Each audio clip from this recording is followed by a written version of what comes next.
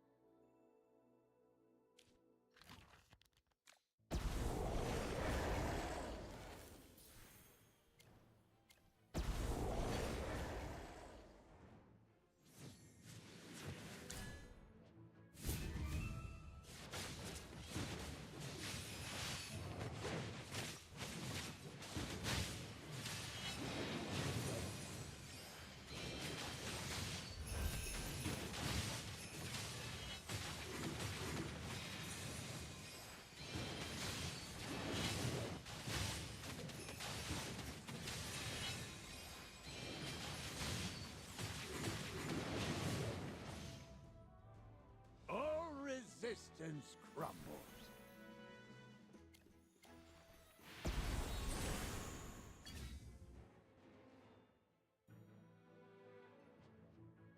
Let's savor this as though it's real.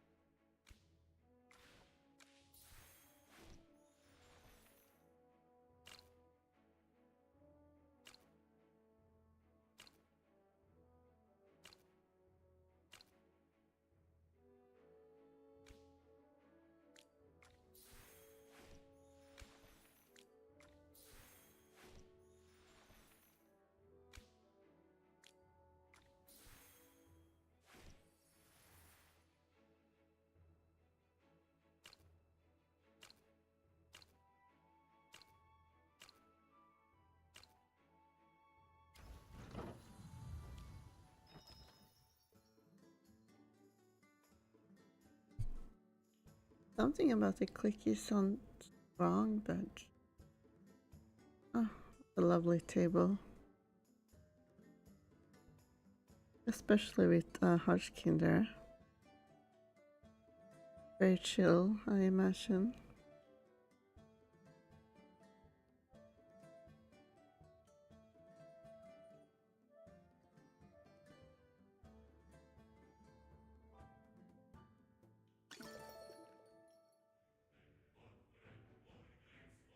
Target identified.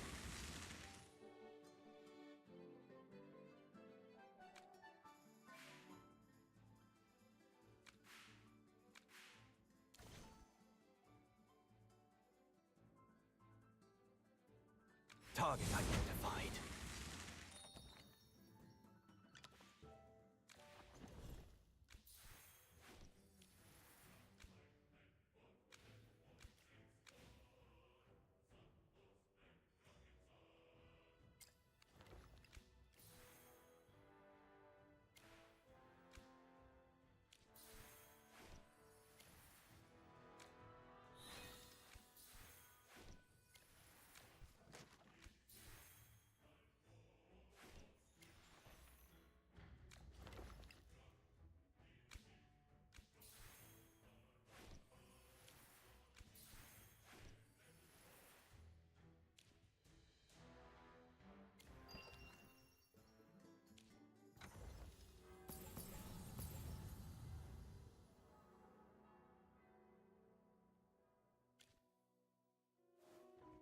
The time has come to depart.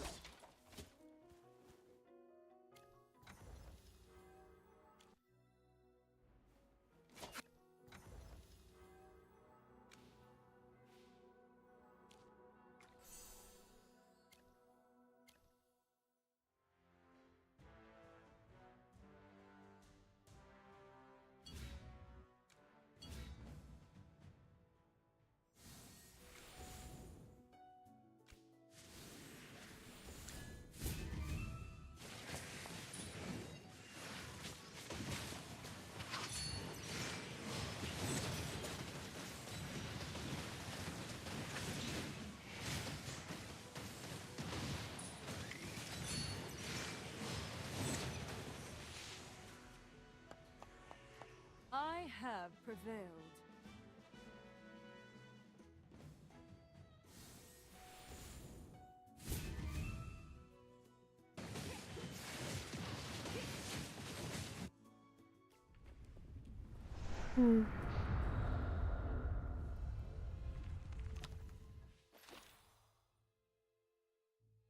Does feel somewhat off.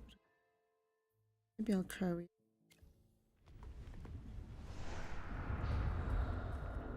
Just a bit less sluggish. Feeling of this.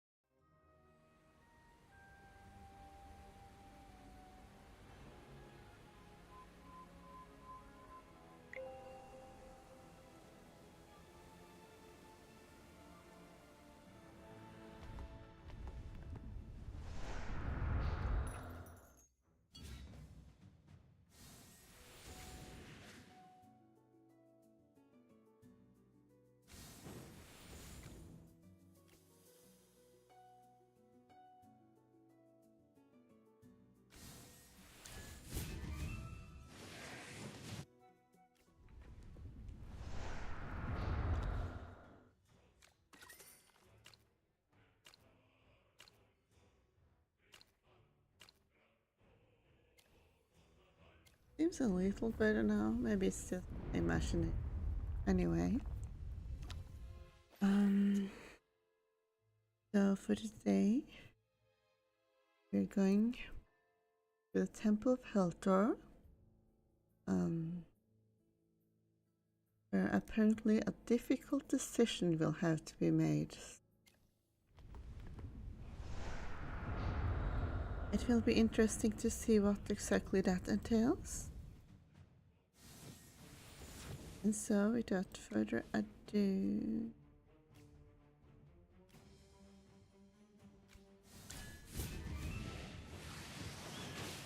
well, I isn't even built at all on this account. That's kind of funny. I have prevailed.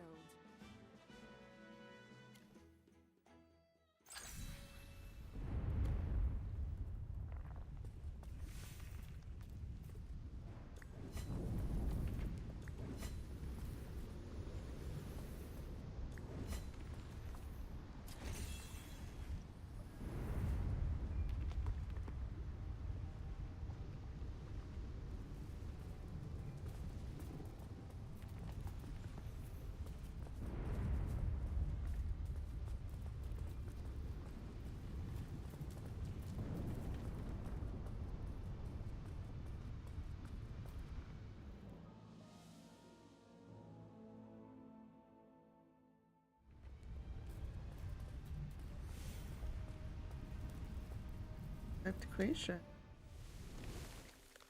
Get someone to join me now, or if I'll have to wait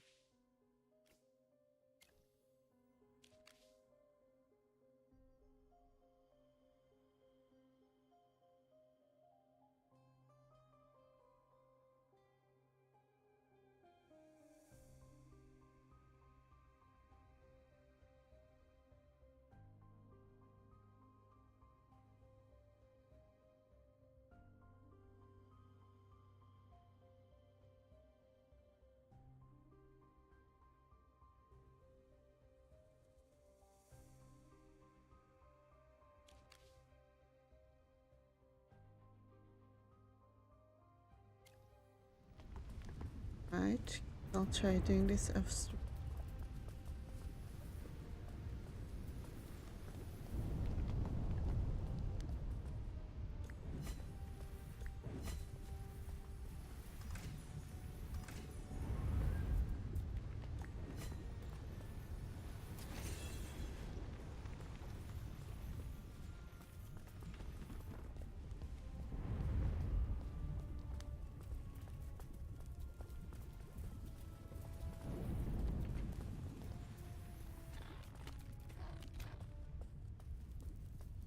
I searched the area.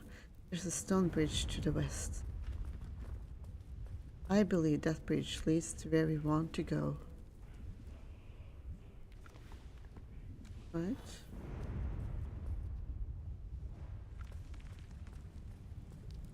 Look at the size of the bridge. There's statues of Sal'thorin. I knew there would be guards there. A fight was inevitable. Yeah, maybe it will actually be difficult this time. Maybe. What did this even do? Oh, I can't read that right now, of course.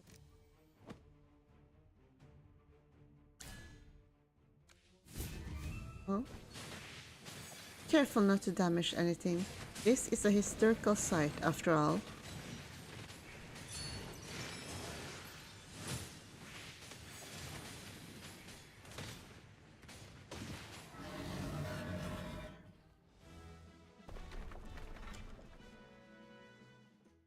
Hey, a big rock fell from the god.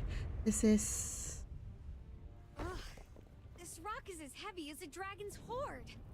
It was so loud when it fell. This isn't an ordinary stone.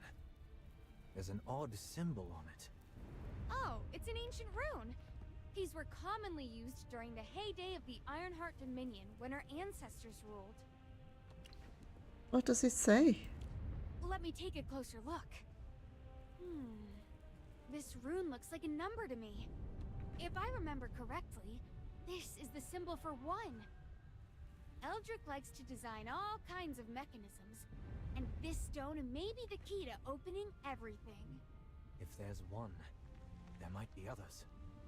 Anyway, let's take it with us. Oh, since it's important, we'll leave it in your safe hands, Magister. Safe hands, sure.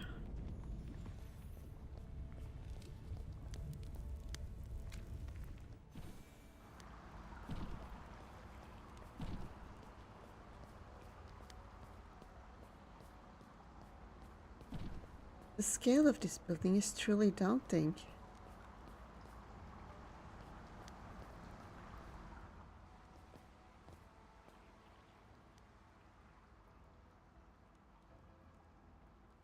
Look, it's Sal'thor's bow. I sense something. It was really here. It's the Eclipsion! Eldrick, you despicable man! No wonder you were so confident about resurrecting Sal'thor. You had the Eclipsion this whole time! Let's take a deep breath. It may just be a replica. Pretty nice replica in that case. Use your eyes. I know I'm right. Sal'thor himself forged that weapon with the flames of a dragon. Even if it's far away, even if I don't understand magic, I can feel the power it exudes. The Eclipsion cannot be replicated. No doubt it's the real deal. Strange. There's a dark energy around that bow. Although it's very weak, it's definitely not divine power. Could be the Queen's magic. Hypergean magic, perhaps? Could it be Dwarven? But dwarves cannot use any magic, let alone infuse a weapon with magical power. Well, it's pretty old, isn't it? Something foul has tainted the Eclipsion? It does seem to have been tampered with. But that's the Eclipsion! Who is that type of power? Not to mention, it's been lost for so long. I mean, this person would have to be as powerful as Sal'thor or the Primordial Dragon. You must be mistaken. let's go take a closer look. If those were real traces of a Hypergean, why would one be lurking around Helter's temple? Did Eldrick do something? That stone-sucking son of a mole. What in a spira is he trying to do?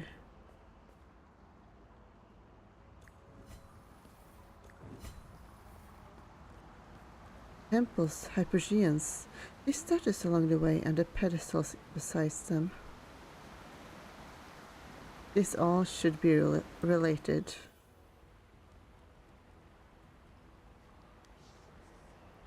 Oh yeah, it's glowing purple. That probably means it's evil, all right. Saini, be careful. Eclipsian. Yeah, if something is glowing purple, that's usually a sign of evil, I guess. Feels like something's buried under that statue. If I could get in there... Huh, just kidding. Even if there is, only a worthy adventurer could find it. We're so close.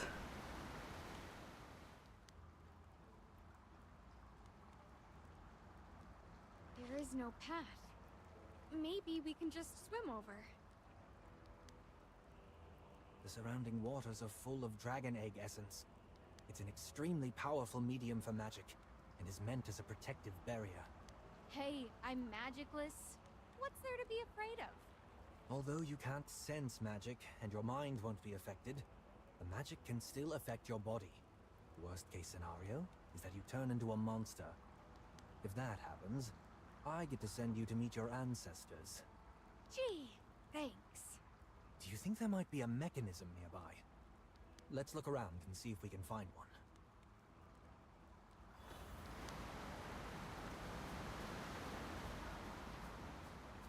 There were a few empty seats near the entrance.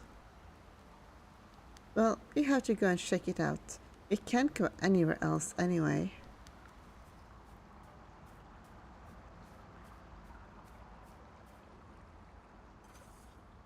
Oh, the rune that emerged, it says 3 on it.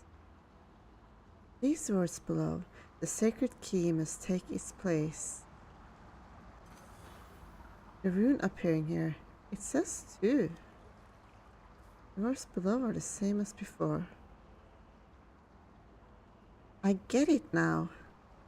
The sacred key must take its place where first it lay in time and space.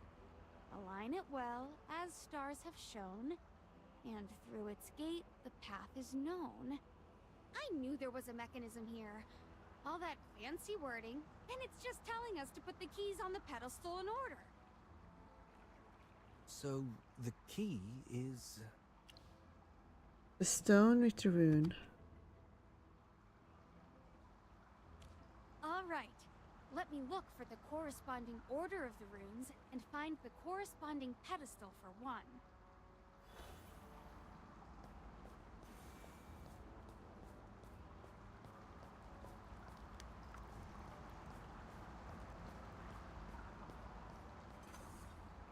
This is 4, so the one opposite is 1. Let's try putting in 1 first.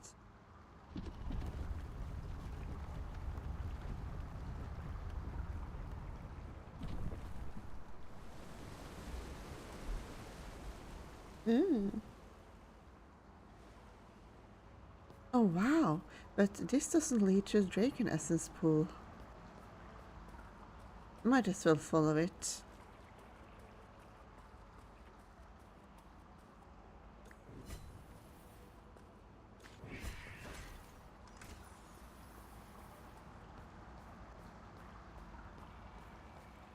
Teleportation circle?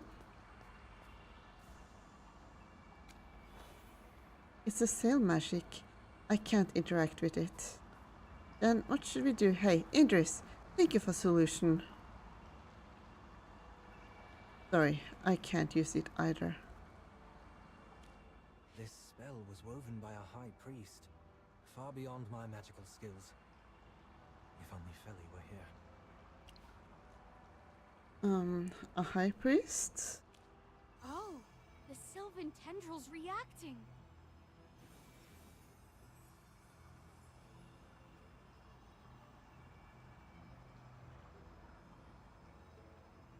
Is it possible that Feli's spirit is still with us? Is he trying to speak to us through the sylvan tendril? Magister, perhaps you can break the spell now with its help. Why don't you try one more time? Okay. I believe in you.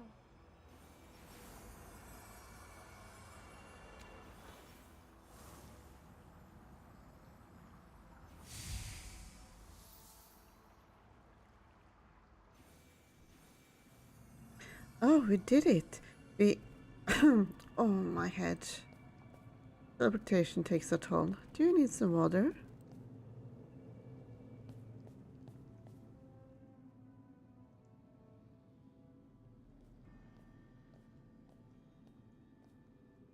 Look, there's a dragon over there. Don't wake it up. Let's go.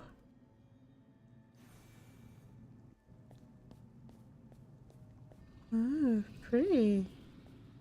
I want a bedroom like this. I want a bed like that.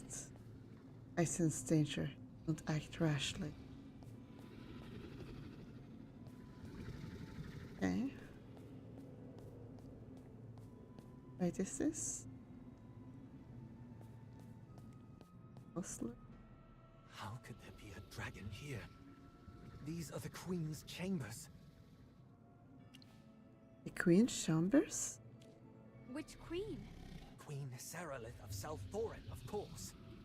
So you're telling me your queen likes to keep dragons in her chambers? Who doesn't? She must be quite the conservationist then. Next, you'll tell me she keeps golden moles in her closet. I'm in no mood for jokes. You must understand. The Queen's chambers are a place of great reverence, and only a few have ever been granted entry. Right. This odd hobby of raising pet dragons must be kept a secret. That's not the point. The halls may be lined with guards and servants. Yet if you consider it carefully, aside from the elders and a handful of nobles, none of us have ever stood in the Queen's presence. We were told that Her Majesty had fallen ill, having given herself to grant us life, and thus wished to remain undisturbed by the public. What if it's not that Her Majesty couldn't see anyone, but that she couldn't be seen? Oh, so that's how she get. Wait, Indris. Halthor's beard! You're not saying what I think you're saying. Oh, yes.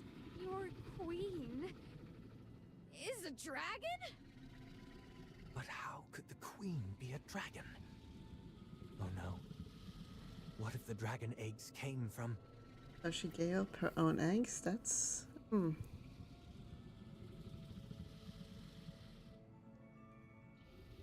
I not warn you long ago? Why are you here? Where did you come from? You do not belong here. These are the Queen's chambers. No one is allowed to enter without permission.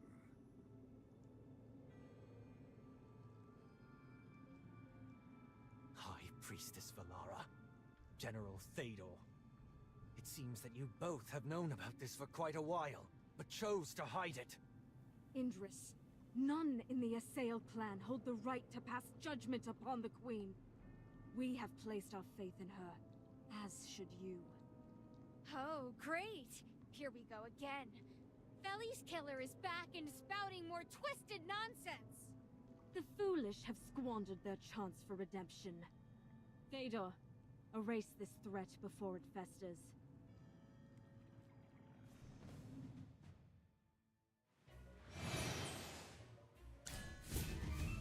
You have trespassed and betrayed your own.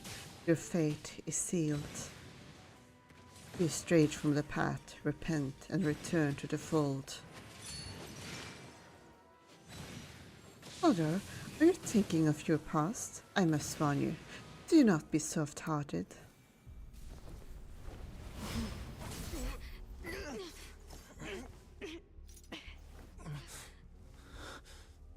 Fedor, in the Queen's name, execute them.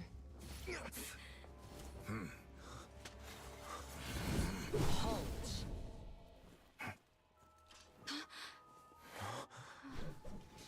Your Majesty, bring them to me.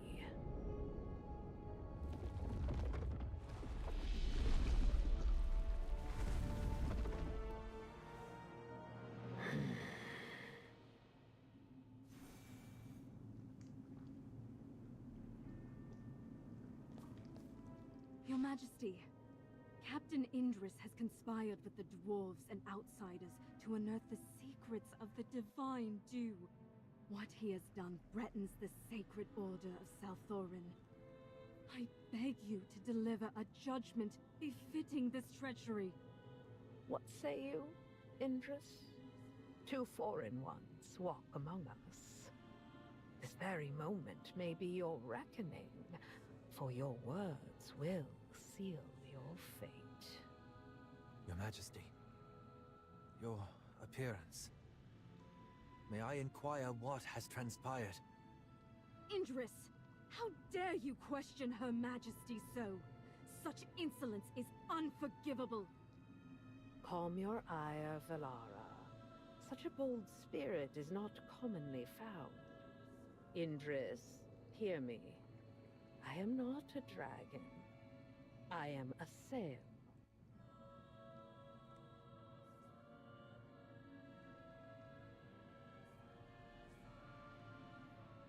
Yet thousands of years ago, Misati, the goddess of the earth and rivers, cast a curse upon us, banishing us from the dark forest.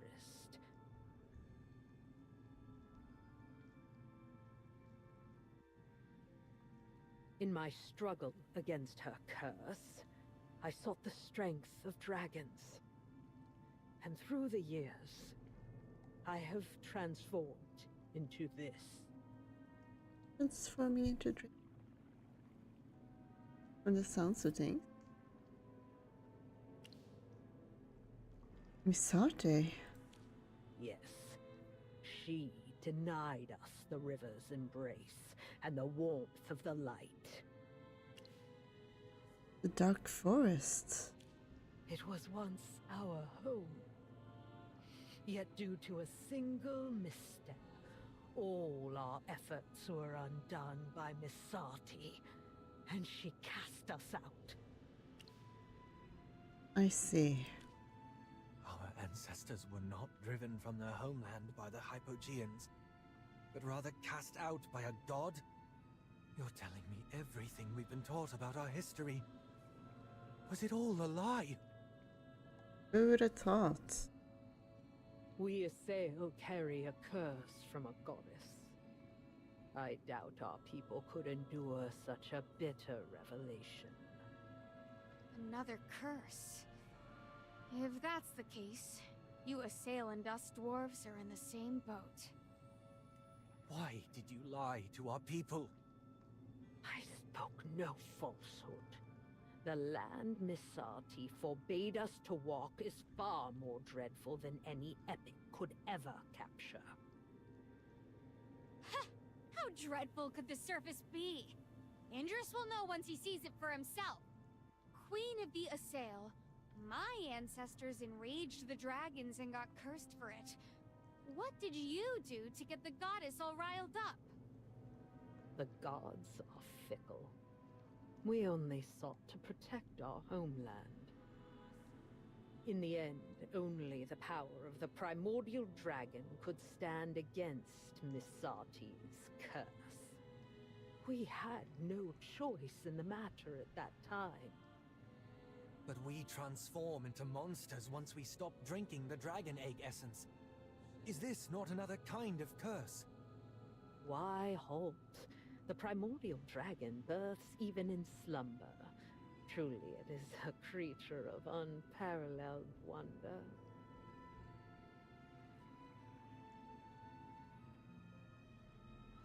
So long as we partake in the divine dew, none shall transform into the monsters you so dread. To us, the dragon eggs are inexhaustible, a gift from the very depths, the light of life, a blessing from Asperia. Every gift has a price, and your body is the best proof of that. I mean, you drank dragon egg essence every day, and you still ended up looking like this. Insolent wretch! Were it not for her devotion to protecting her people, Her Majesty would never have been subjected to this mutation.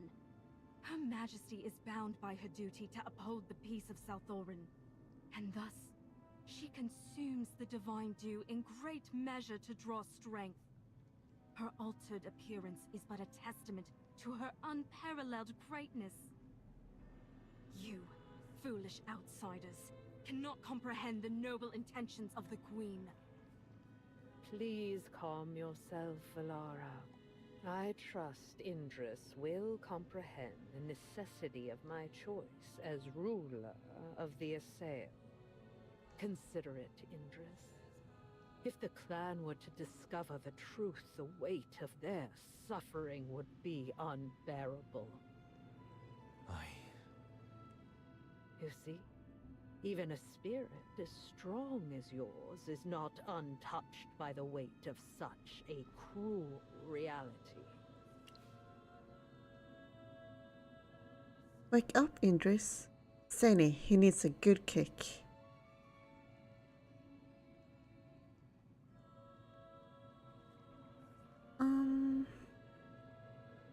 As tempting as it is to tell Steny to kick him, I'll just look at him silently. Don't worry. I won't hesitate because of her words. Your Majesty, though despair may grip the hearts of many, fleeing from it will only lead us further from the path we must walk. Your people are much stronger than you think. They have the right to know the truth, and they will face it together with you. Yeah, who knows if this curse that God is supposedly put on you is true or not? It could just be something she made up. Words aren't enough to prove it. As you wish. I shall fulfill your request. Valara, Fedor, reveal to our guests the true horror of this curse. After a tense silence, Valara and Tador return, escorting two members of the Assail clan. The air thickens with anticipation as their presence looms large.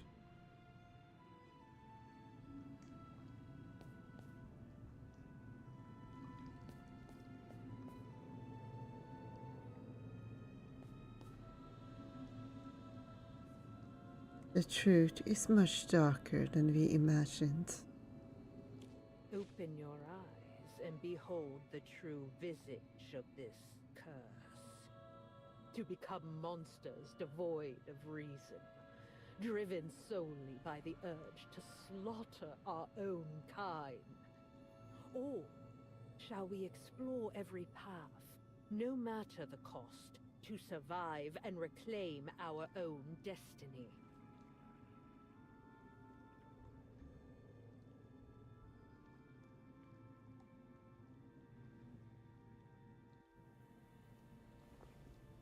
Drink it, the spring water from the...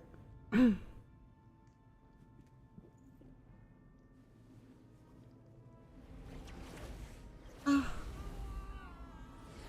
my insides. Do you see now? This is Misati's curse. Absurd, isn't it? This pristine water, the simplest gift in all the world, is the very source of our clan's curse. It begins with unbearable pain, followed by madness, and eventually, the emergence of a mindless monster. 2 millennia past, I led the fiercest of our clan from our homeland, and yet, fewer than 1 in 10 reach Sal'thorin alive. Yet fortune smiled upon us this time, and I found a dragon. Or more precisely, the slumbering form of the Primordial Dragon.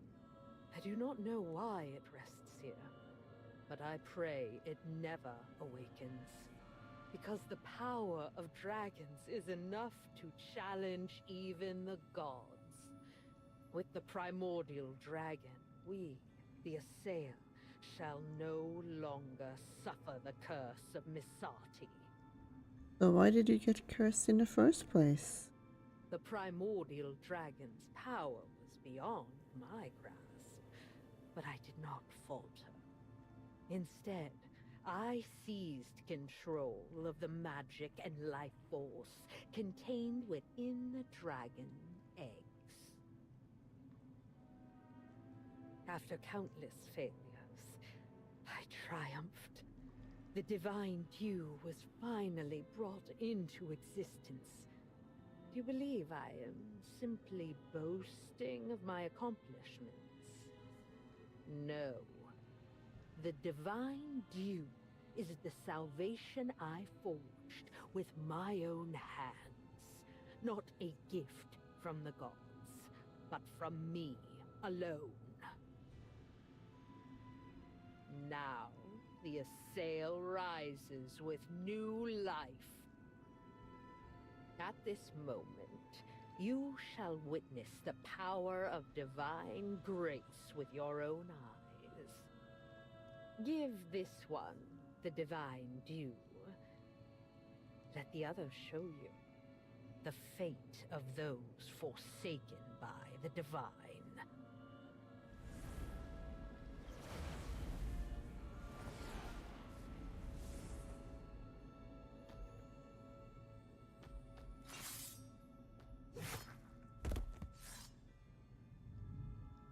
Your Majesty, thank you.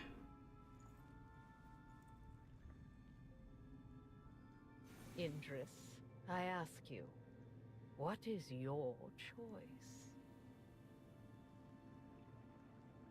Don't hesitate. Accept Her Majesty's guidance and favor. Just like I did years ago. You? Do you mean... Yes. I too delved into the mystery of the divine dew, questioning its nature and the path Her Majesty chose to follow. The path you are walking now is a path I have walked before. But you still chose to cover up the truth with the Queen. Cover up? No. When I witnessed the truth of the Forbidden Land and endured the pain of the curse, I realized that the path Her Majesty chose is the only one that offers any glimmer of hope. Indris, when I look at you, I am reminded of the days when I too was impulsive and blind, believing that revealing the truth could somehow set everything right. However, in the face of this despairing truth, the Assail have no other path forward. To avoid succumbing to our tragic fate, we can only choose this path, even if it's cruel. There is no shame in survival. Ignorance is a kindness. In time, you will understand. With boundless mercy, Her Majesty forgave my past arrogance. I can only hope she grants you the same grace, Indris. Fëdor, the past need not be revisited. Your loyalty was proven long ago. I'm grateful for your boundless patience and understanding. Indris, drink the divine dew and submit to my rule.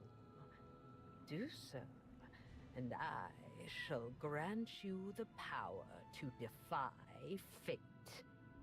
Forgive me for being so blunt, Your Majesty. But I would rather face this curse than pay such a price for survival. Your courage is commendable, but it is wasted on reckless foolishness. Who gave you this courage? Was it you there, mage from the surface? Yes, he knows I have his back. I was able to lift Feli's curse. Yes. It was Merlin who took Feli to the surface, and for some reason, Feli began to show symptoms of transformation. But with her help, Feli returned unharmed. An outsider dares to think she can save the Assail clan on mere chance. Who's to say your actions didn't just delay his transformation? I have struggled against this curse for thousands of years, only to see more of my people succumb to its corruption. Do you truly think I have not tried other means? Every lesser approach led only to tragedy. Those who stood by my side, the Assail, who knew the truth, chose to carry this secret to their graves. It is the path we have all chosen. If you genuinely wish to aid us, then accept reality. Here, in Sal'thorin, survival is the only justice. But the Sylvan tendril really works! Feli! Enough! Did you witness the curse being undone with your own eyes? I did not. I saw it. I can prove it. Indris, would you truly cast aside the way that has sustained our people for thousands of years on the words of outsiders? Your Majesty, the people have the right to know the truth. There's still hope. Nonsense!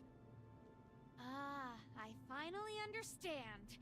The Divine Dew is her means of controlling Sal'thorin. She won't ever give it up. Words can only take you so far. Count me in. Such a heart-breaking betrayal. It appears I must guide you once more.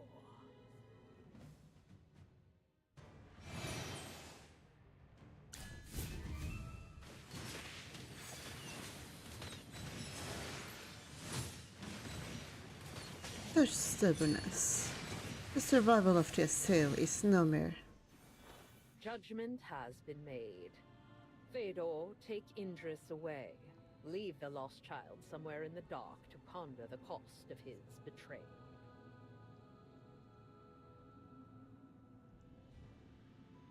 As for our two uninvited guests, I'm not one of yours, so your judgments mean squat to me. very well. Valara, see that our dwarven friends take charge of them. I don't want this matter to attract any unnecessary attention. Yes, my queen.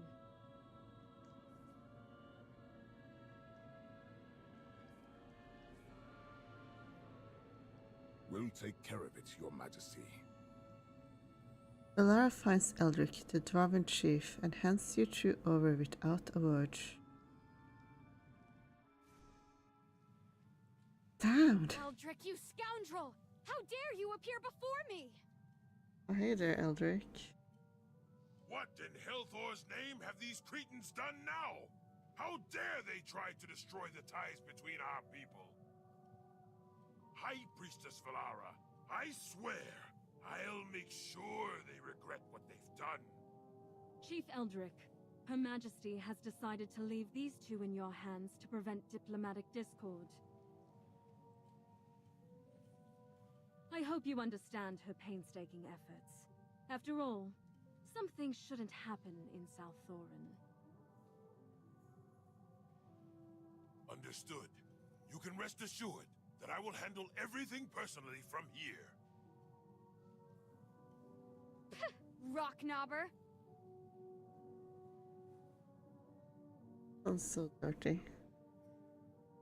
It seems some dwarves don't know their manners, Chief Eldrick, and may need to be taught. Yes, High Priestess. Once we return, I will ensure she receives a proper lesson. It's getting late. I'll take them up first and offer you my apologies later. I look forward to hearing from you soon. Farewell. Over there.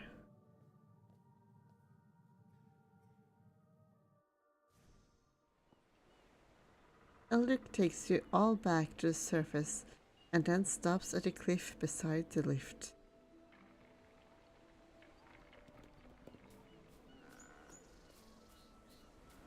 Then just walk away.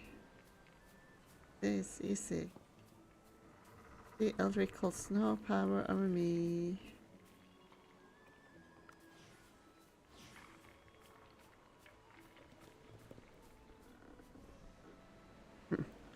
Time to face your fate.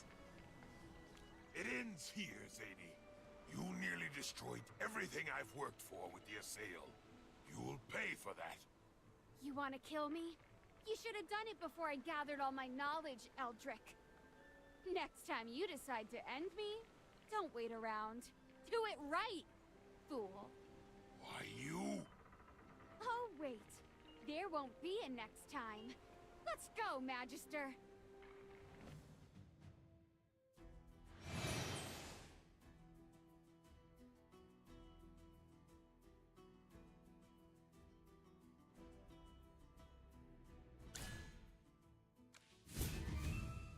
I'll definitely realize the dwarf's greatest wish. Don't try to stop me. Oh, she's standing on that.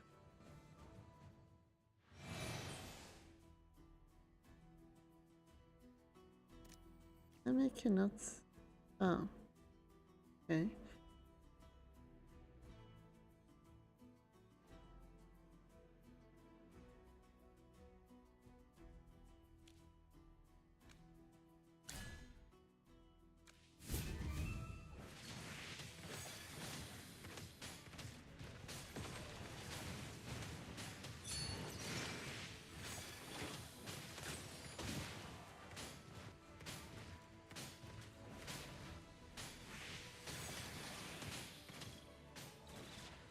I guess she can't do this one on her own then.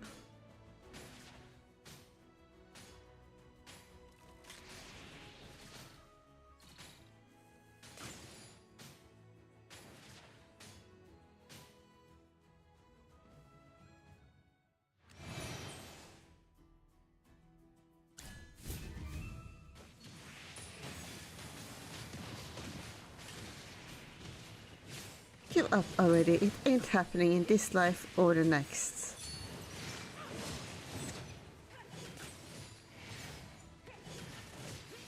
Get ready, I'm about to open a can of whoop on you.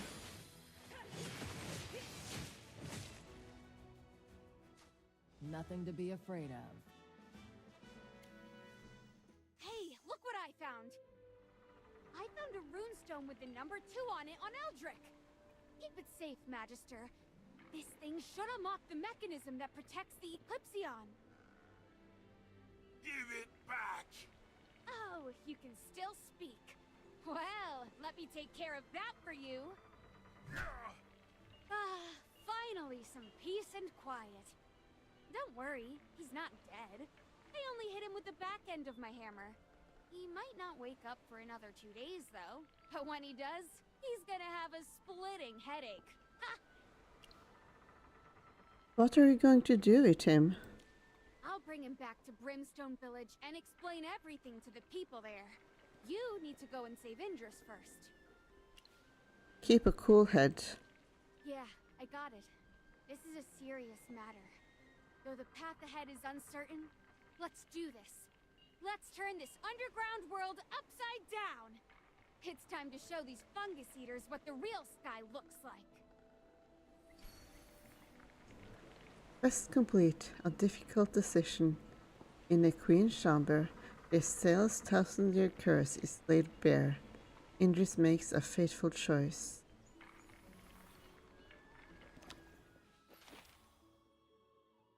Ooh.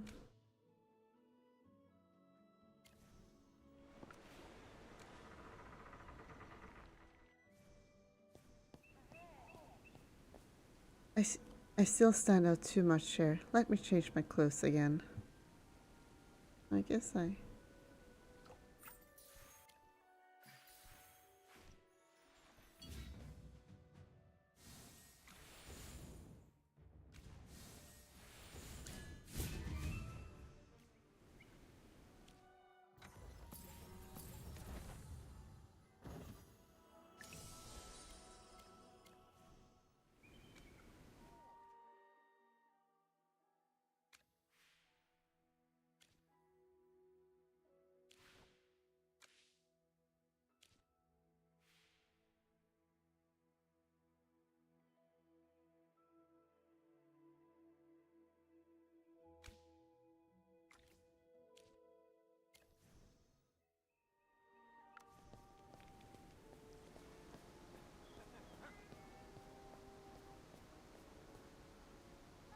Oh, hello. It's you again.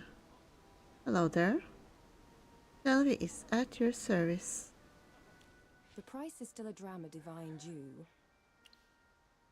I want a set of noble's clothes. Then that's 2 drams of divine dew this time. Let me guess. You want to sneak into the royal city again, yes? Look, Toplander, this is not just a matter of clothes. But coincidentally, I just happen to have a set of custom clothing for a noble woman. That noble also told me quite a few interesting details about aristocratic behavior. Let's haggle. These clothes are exquisite and made from some of the best materials around. I'm only asking for a dram of divine dew. An absolute steal if you ask me. Here you go. Thank you for your patronage. You won't ask why I need this? Number 1 rule of business. Never pry into a customer's privacy. Besides, someone's already dropped a few hints. But don't ask me who. I don't want to end up face down in an alley somewhere. And I also want to protect that person's privacy. Since our deal is complete, you may leave at your leisure. If you're in need of clothes in the future, remember to come to me. I always give special discounts to old customers.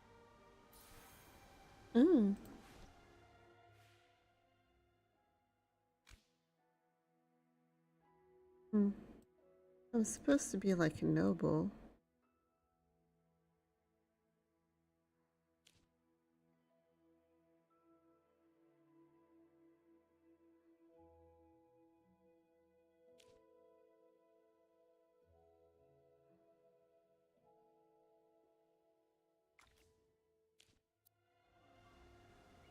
Get your disguise in place. It's time to contact Sani.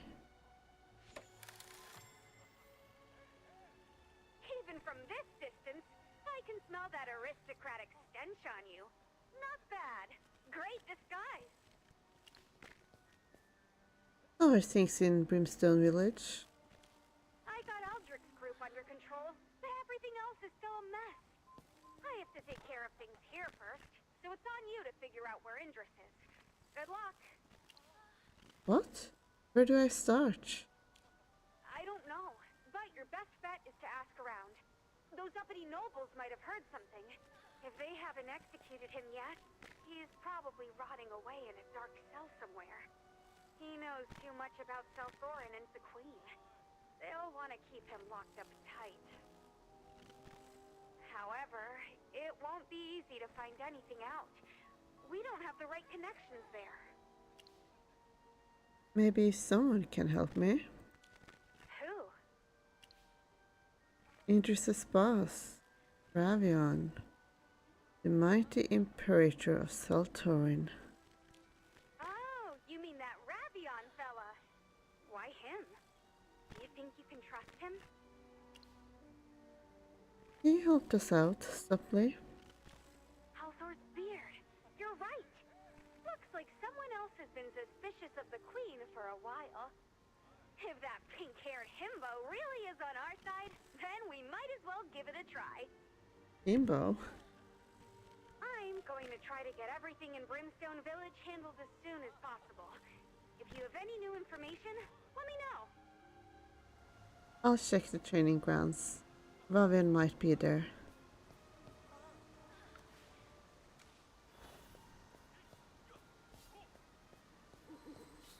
Let the Queen's will be our guide. All for the Queen. You came alone. I must commend your courage. That outfit suits you. Your courage is not lost on me, by the way. Coming here alone, you face the great risk of arrest. I wish I could get a mask like this. Oh, yes. Do you prefer to be called Merlin or Honored Envoy? You were able to recognize me. Please help us save Indris. Oh, it may not be the most refined approach, but I appreciate your directness. I am indeed aware of Indris's current circumstances. Those people have made his life miserable. Fortunately, the man is tough as nails, and his life isn't in immediate danger. I guess he can handle some pressure. I'm giving you this information for free because of your courage. But if you want to learn more, you'll have to offer something in exchange. Secrets have their price, you know. What do you want? Just tell me what happened. I heard you, Feli, and Indris snuck off to some fun places. Super fun. What did you see? What did you do? You want to know what you saw in your mother's chambers? Alright, this is what happened.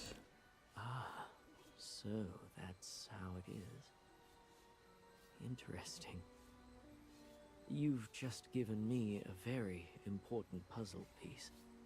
Due to my station, I cannot take you directly to Indris myself. However, let's say you eavesdropped on one of my conversations and overheard that Indris is being held in Her Majesty's palace. Oh, how careless of me. Also, inform that little friend of yours to stop causing so much trouble. Indris is being held under tight security, so you'd better be fully prepared before you go. It would be a pity if Valara or Théodore brought me news of your death. Why are you helping me? Sometimes it takes an outside force to bring about change. And I've been waiting for a change like yours to come along for a while. Oh, Sal'thorin. It's high time for this stubborn stone to change. It's not too late yet. You must wait until late at night when the Queen is away and the guards change. I'll be waiting for you at the side gate of the palace. I'll at least make sure you have a way in, even if I won't be joining you.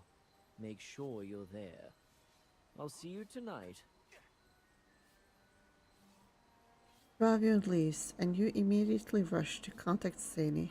This piece of information can't wait. So, any news? So, there's what just happened. I think we can trust him. It's our only option anyway. I'll find a way to meet you. See you tonight.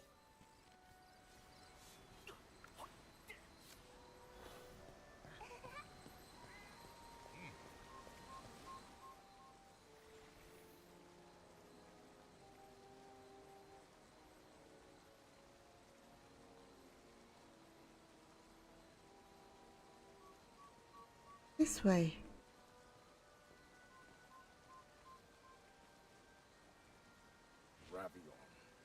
guards have been acting up. Why can't you restrain your men? Don't look at me. It's your fault we're in this state. My fault? You're the ones that locked up Indris. Of course the guards are a mess. You're the Imperator, the commander of the guards.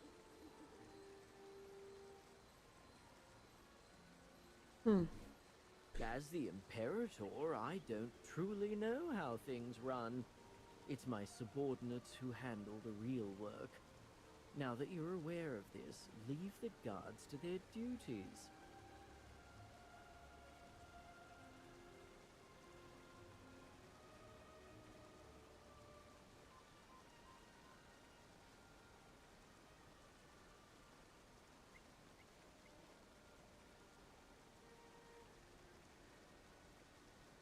I don't know what those unruly commoners will do once order starts to crumble.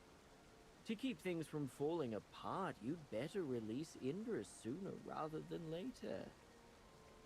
That's impossible. He knows too much, and he has already disobeyed Her Majesty. Yes, of course. He was never going to end up like you, my mother's loyal hound. You... Oh, by the way, Valara said she wanted to see you. She's at the Wisteria Hall. Understood.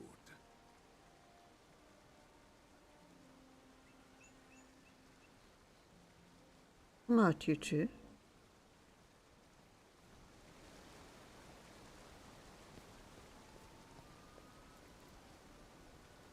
Good, you're right on time. Good evening. I'm glad you've come, just as you promised. I'm grateful you've chosen to trust me. You claim Indris is locked up in the palace. I'm not doubting you, but I never knew prison cells existed in the palace. My wonderful mother, Her Majesty, has always had a unique aesthetic. Honestly, it wouldn't be strange for her to build anything in the palace.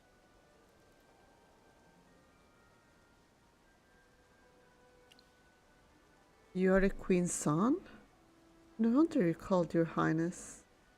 It can't be your biological mother.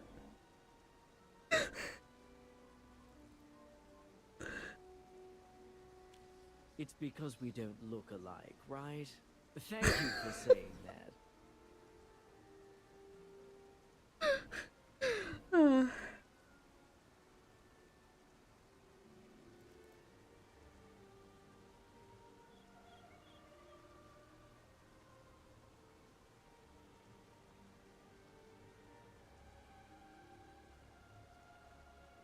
Yeah, no problem. I wouldn't have believed it either, but I was fortunate enough to see her before her body changed.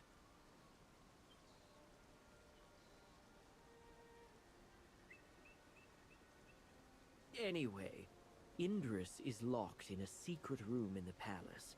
Even I do not know the exact location. I've already moved most of the guards away, and I'll help you distract the rest. Be careful when you search. This is our only chance. Don't make too much noise, or it'll be hard for me to buy you time. Follow me. I've arranged for someone to assist you.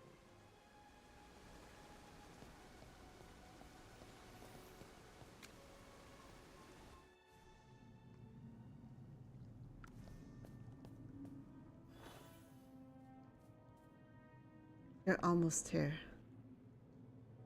We need men in the vestry guarding this area. Is the Queen's safety not important? Understood.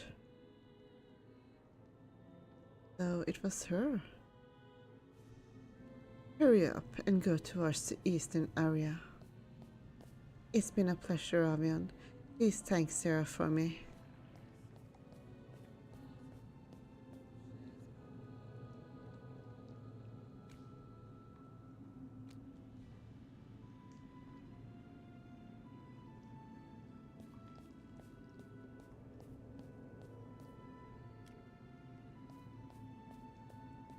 Let's go save Indris. Oh, a fishing spot.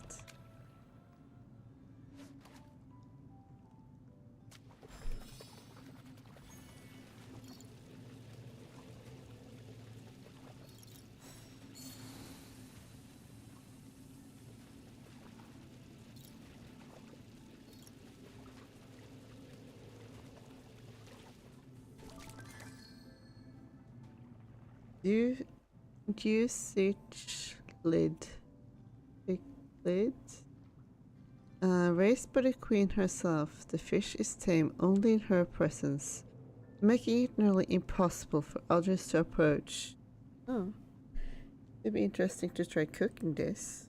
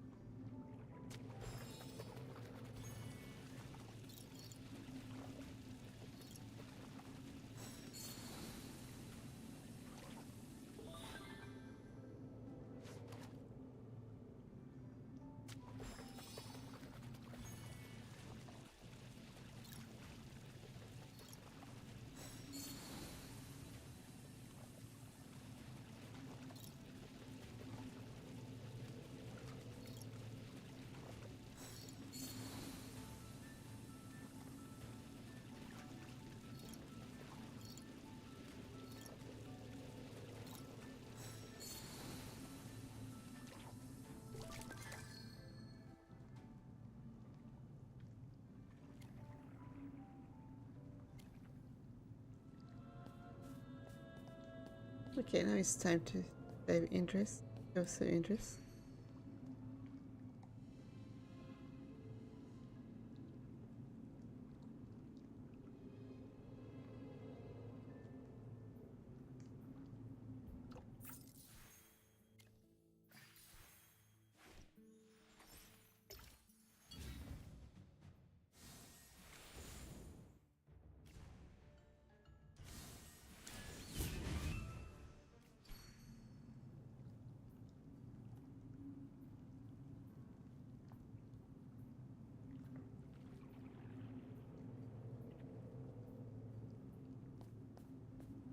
This is heavy. There's heavy security ahead. They're probably guarding Indris, so we should proceed carefully.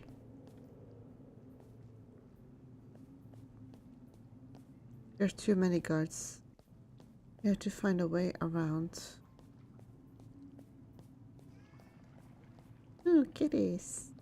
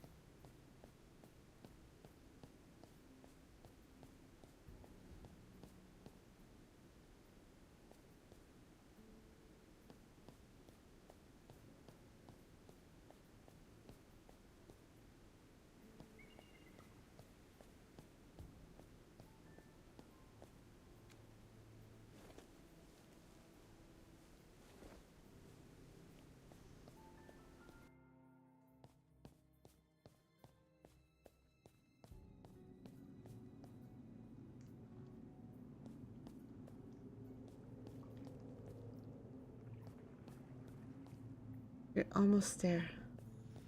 We can't get around that god over there. We have to knock him out. Haven't been discovered. Let's go while we can. Who's there? Great. Oh. Merlin. I can't believe you came. I'm here too. You look terrible. We have to get you out of here. Let me free you. Oh no! I hear guards coming.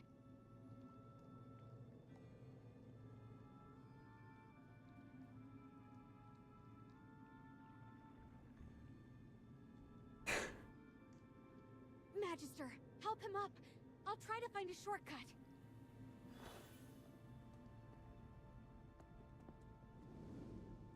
Try to make a run for it.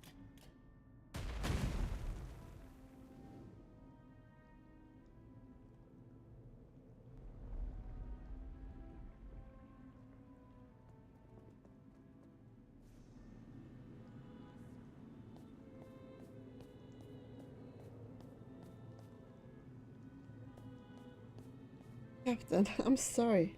I'm just following orders.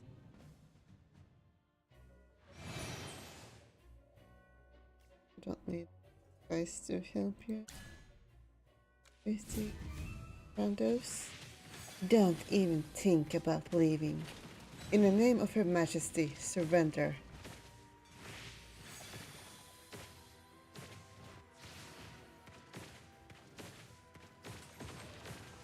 No, Saint died. Kinda neat that her machine still stay around even after she faint though. Kinda like a reverse Damien or something. Let's take. Oh wait, is Indris getting blocked from doing anything? Okay. I guess I can get some help from Volka. If it...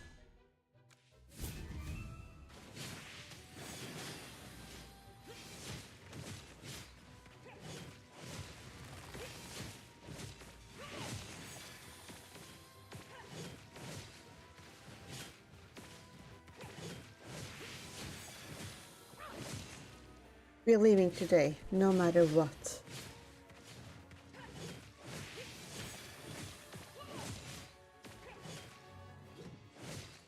A victory worth celebrating. What did these two even do in that fight?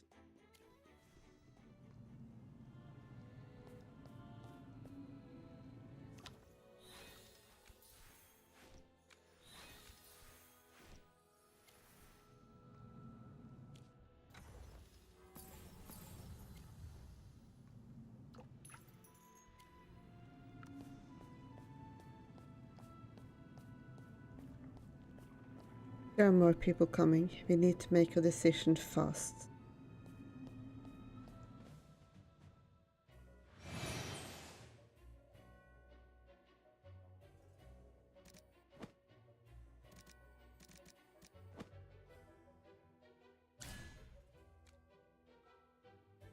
Oh, I can get some help from this guy. Let's just make this look convincing. Alright. Oh, wait, they're not doing anything. Are they? They seem to just not just be standing there. Then they can probably handle it on their own. Yes.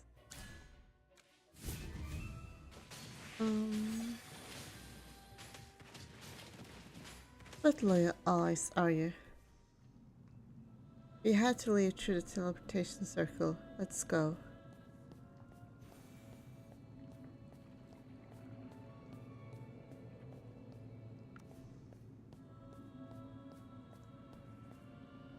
Let's use the teleportation circle.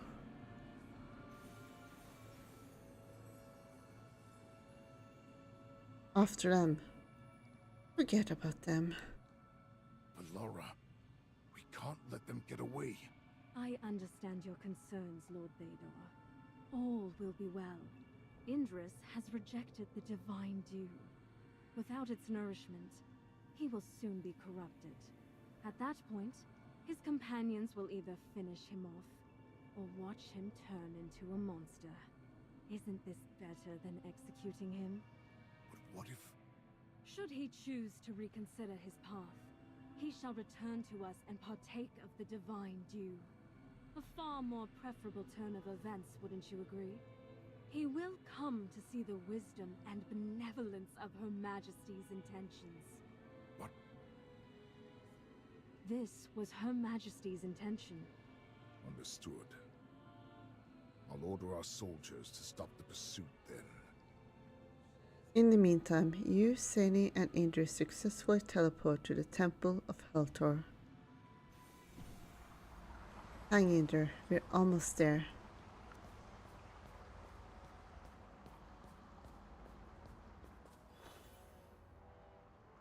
Stay away. I'm about to... Quick, drink the dew. No, I can't.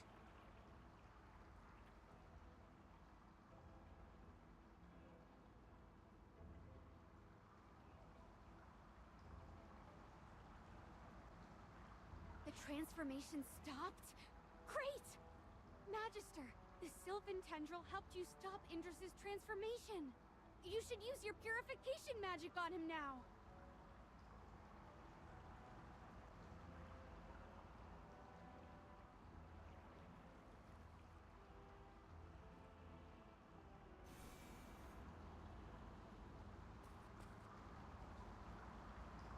Has the corruption stopped? After you activated your magic, my transformation suddenly stopped. No, wait. It's more like the symptoms of corruption were cured. Is this what you did for Feli on the surface? If I hadn't witnessed it with my own eyes, I would have found it hard to believe. So, here's the thing. Another example of corruption. So, the Dark Forest also faced such a disaster.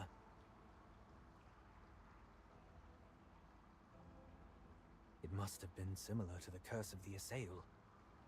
That's why you thought of trying purification magic. Then again, this corrupted transformation is all because of the goddess of Earth and River's curse. It's funny. We dwarves were cursed by dragons. You Assail were cursed by a god. Looks like we're all in the same miserable club, huh?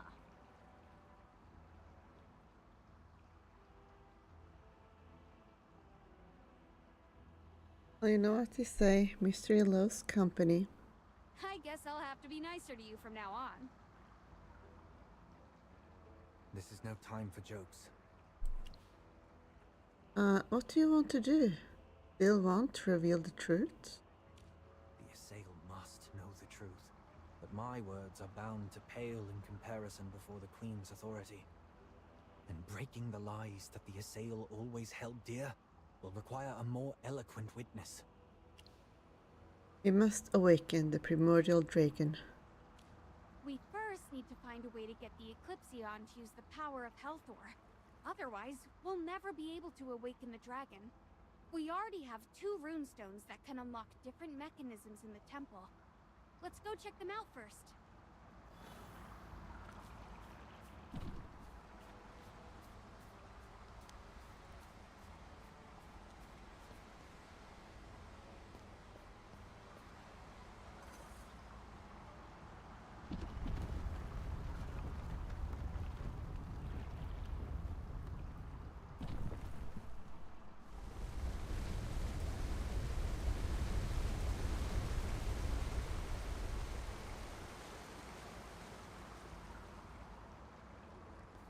Great, the platform is floating.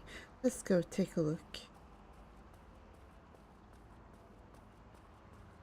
Ah, we're still missing runestones.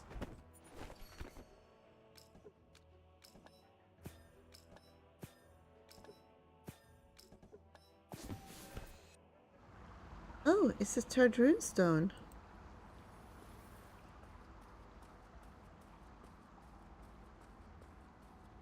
Is there anything else over here?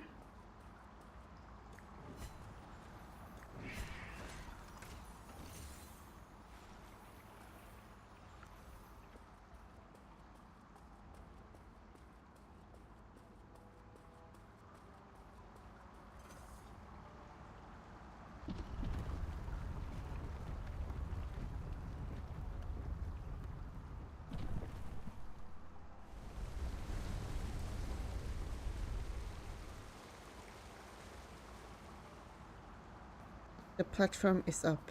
Let's go. Such puzzles may have been very difficult in times past.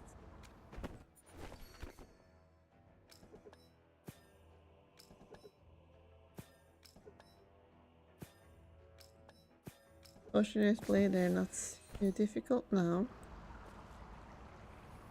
We got the 4th runestone. This should be the last one.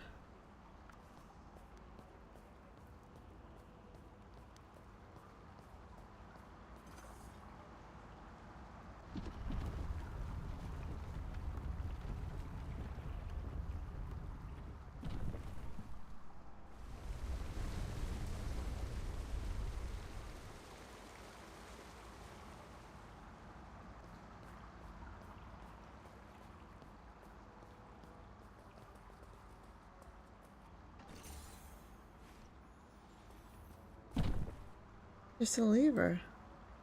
Indris, come help.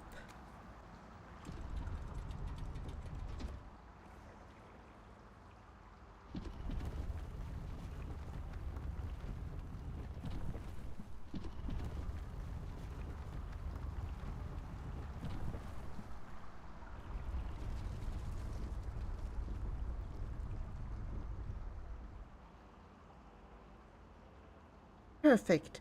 All the mechanisms have been unlocked.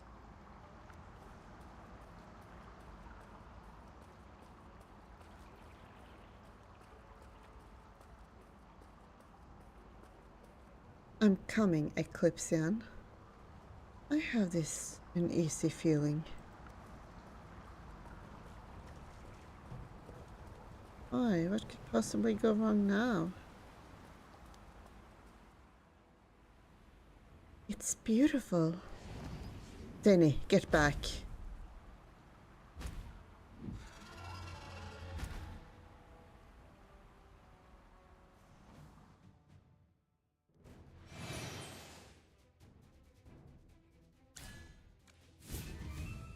A hyperfiend? How could it have been hiding in the Eclipsean? Get rid of it first. Its power has been revived. We have to end this quickly. I mean, weren't we already discussing that there's a possible Hypergean influence here? I don't know why you're so surprised about this. Guess you just forgot about it. Merlin, it wasn't an illusion. There were really Hypogeans residing within the Eclipseon. That wasn't a Hypergean. That was an ordinary Hypofiend. No wonder they were weaker than the rumored Hypogeans. Is that why Indris sensed dark energy around it when we last came here? There's still a bit of tainted magic left on the bow. I'm afraid it won't be so easy to get rid of. That stone-sucking Eldrick! How the heck did he let Eclipseon get corrupted? It's the holy relic of Helthor! You can't rule out that the Eclipseon was corrupted long ago. Eldrick might have never known. Magister, you're good at purification magic. Please help! How much are you willing to pay? I don't have much money on me. All my savings are tied up in research. But I can work for you for free. I'll do anything. Let me try. The fate of the Eclipseon is in your hands.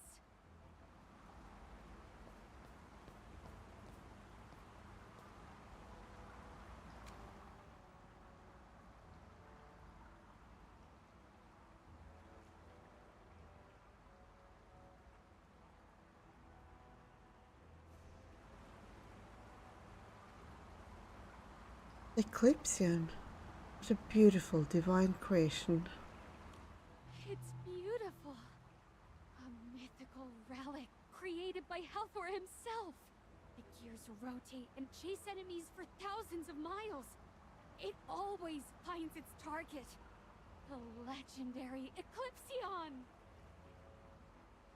Did you two hear that?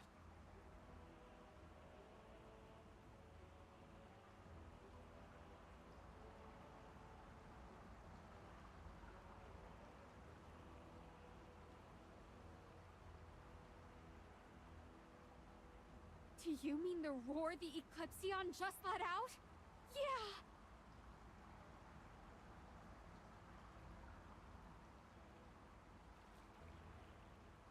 As expected of a weapon forged by a god, it has its own soul.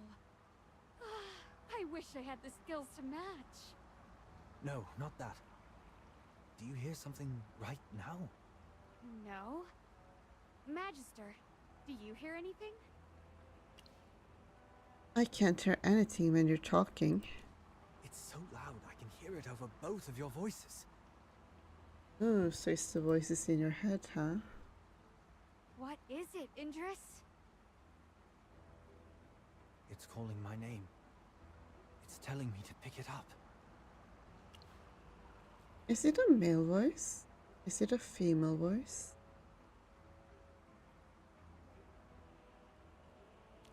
It sounds like a man. Oh, it could be Halthor's voice!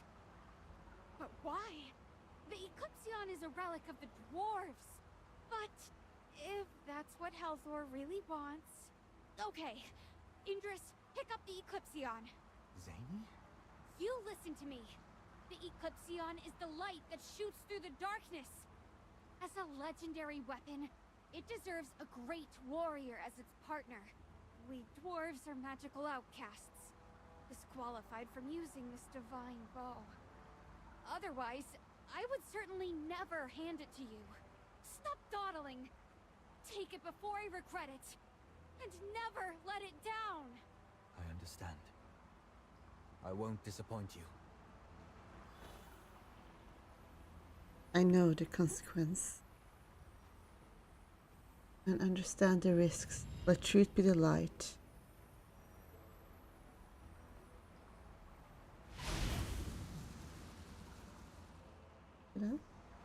Let us go awaken the Primordial Dragon.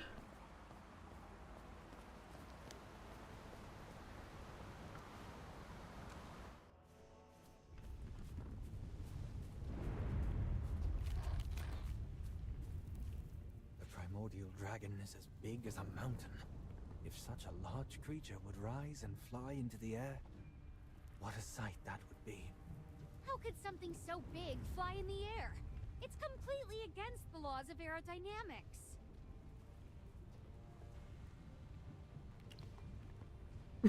I was just kind of joking and say magic, but indeed. Ugh, I'm so tired of you magical people going against the natural order. One of these days... never mind. Do you have a plan for the dragon? Once this dragon wakes up, even a tiny yawn could set off a chain reaction of calamity. We can use your new cannon. How about Indris's new bow? What about my shield? It's not Indris's bow. That's the divine bow of the dwarves, the Eclipsion.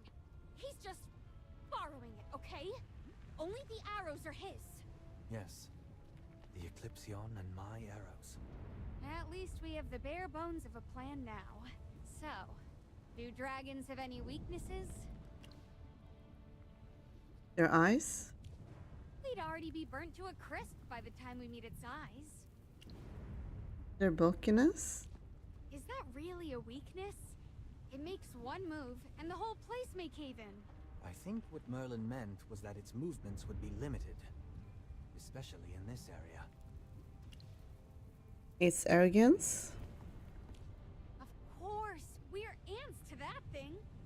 The moment she underestimates us is our chance to strike. Its reverse scales. Reverse scales? Oh, I remember now! Legend has it that dragons have a scaly patch of reverse scales near their throat area. It's a dragon's only weak point. If she won't listen to us, we'll just aim there. All right. I think I'm ready. Along this path, I've wanted the truth to atone for my mistakes. To find a chance to change everything. But at the end of the day, I just want to show people that there is another possibility. That we Assail have the power to make another choice. The Primordial Dragon is no exception. She deserves to know the truth and make her own choice. An indiscriminate attitude toward all, with an unwavering persistence toward a goal. A determination as strong as a mountain, with a will as hot as a blazing inferno.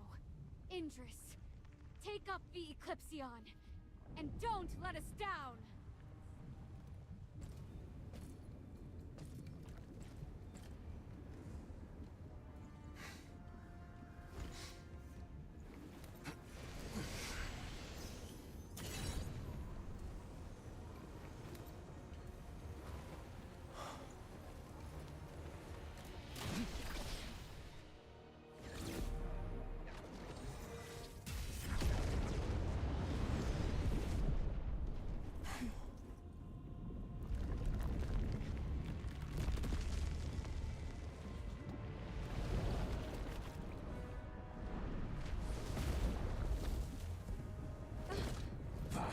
Dwarves!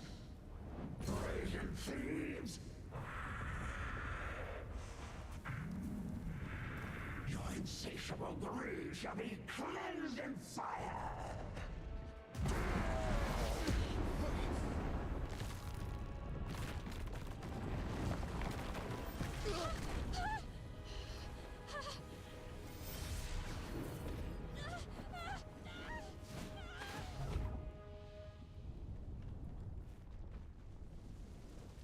I must find Indris and Sani. This place is full of danger. Despite being mentally prepared, the power of the Primordial Dragon was far beyond my imagination. Are you alright, Merlin? I'm more worried about you. I'm fine. Did you see where Zany went? When we were falling, I heard her scream. Where could she be? We all fell from the same place, but she could have been blown away by the dragon. You try to contact Sani through her communicator. There's no response. Your heart races. What if something's wrong? Is she going to be okay? With your magic as a buffer, I'm sure she's not seriously injured. Let's look for her while we go after the Primordial Dragon. I'm afraid the dragon's wrath will be unleashed on Sal'thorin. Chase the dragon down. The dragon is furious. We can't let her rampage around. There will be falling rocks and debris along the way. Watch out. Hey, I'm over here. Oops. The bridge is collapsed! I can't get across! Are you two alright? We're fine. What about you? Don't worry. This looks like an old dwarven camp. I recognize the structure. Get over here, quick. We'll come to you. I can't. The road over here has been sealed off. You know what? I'll find my way and meet up with you later. You focus on chasing the dragon. We can use the communicator to contact each other. Can't go further. We'll have to wait for Sani to catch up.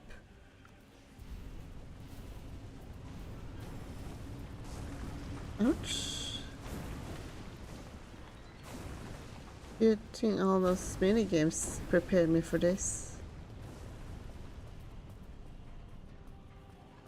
Oh, there's some monsters spitting fireballs. Dodge them. Oh. Oh. Oh no. No, no, no, no, no.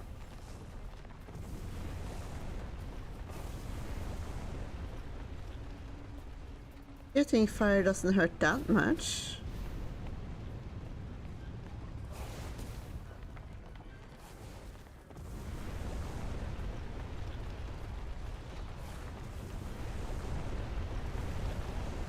Oh, no, no, no, no. Fuck, I'm gonna die. Failed to chase the dragon. Please try again. Okay.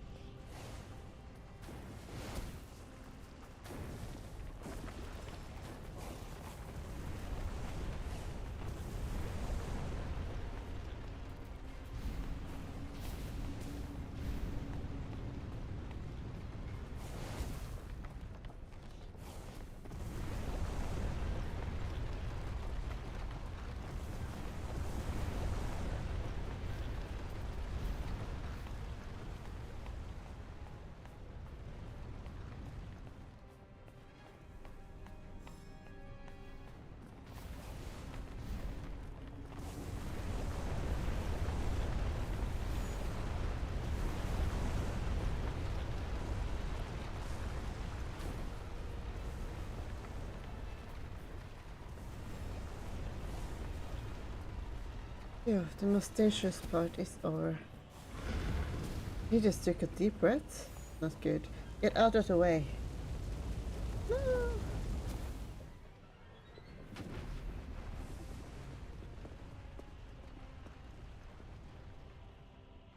There's no more road. Hey, I'm here. Jump on.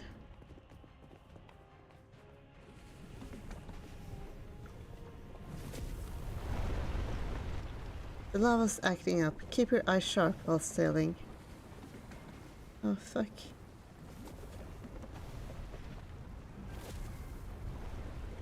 Mhm.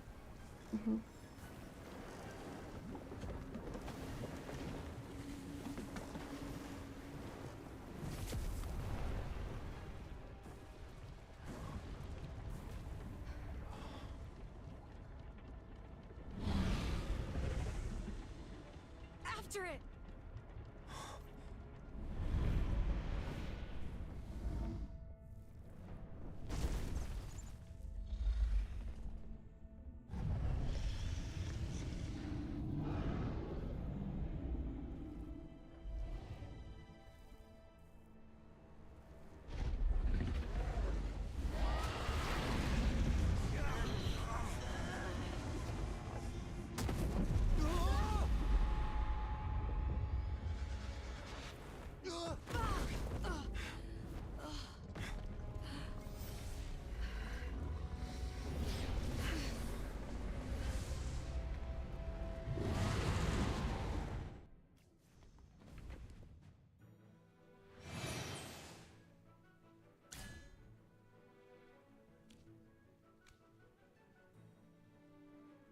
What kind of dream will we have today? Witness. Well, let's begin our lesson. Come on, Primordial Dragon. Let's talk like adults. We don't need to resort to violence. Be gone, wingless insects. Your people do nothing. Despair. I shall rain fire down on all children of Sal'thorin.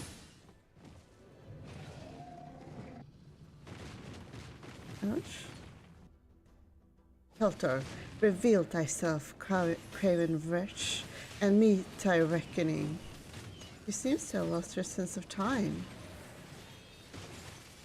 Target identified. There's no other way. Indris, aim for her reverse scales.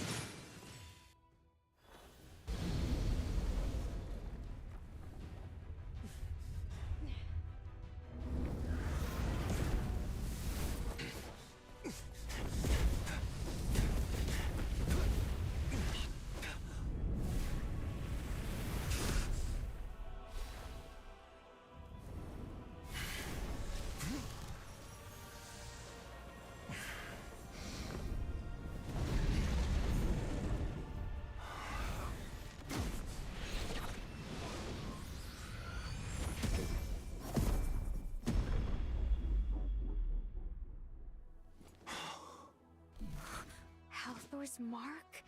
But how?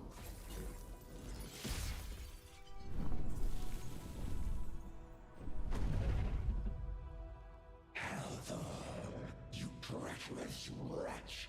I have no need for your false protection. Vile snake, that treacherous backstabber. Where is Halthor, the so-called god who brought disgrace upon me? Sal'thorin has long since fallen. Fallen? He is dead? That's right! Halthor has been dead for thousands of years! Wonderful. A fate most fitting for a traitor. It has been eons since I last unfurled my wings. Was it you, scaleless mortals, who unbound me? Know this. Whatever the reason for awakening me from that humiliating slumber, I grant you the privilege of knowing my name.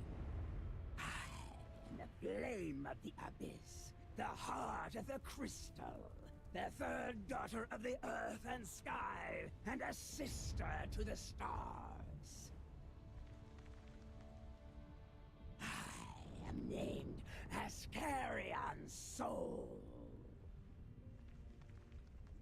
Just like what historical records said. The Primordial Dragon came to Asperia from the Sea of Stars and formed a friendship with Helthor 10 millennia ago.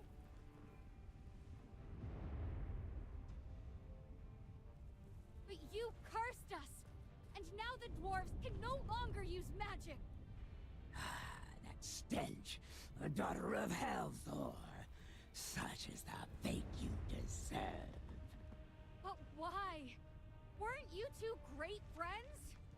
That covetous god is beneath the dignity of my friendship.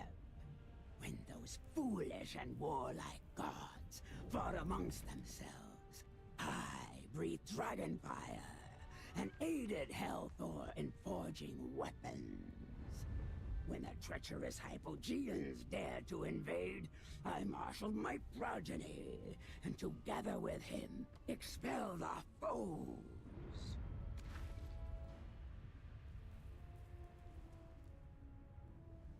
But he was not content. He stripped away my scales and fashioned them into armor. He severed my sharp horns, honing them into deadly weapons. He wielded peace as a righteous cause, and beguiled me into paying its price. Alas, I was so foolish that I did not see it at the time. He stripped the skin and extracted the bones of my descendants who fell in battle. He crushed and consumed those of my descendants who had not yet been born. It was then that I knew. Is this true? Did Helthor really do this? Indeed, I finally saw through his deceit. In his eyes, we are not but tools. Thus, I sought to punish him for his treachery and violence. I cast a curse and laid waste to Helthor's empire. In retaliation, he wielded his power to seal my consciousness and force me into a deep slumber. I did not anticipate that I would encounter one of his people upon my awakening.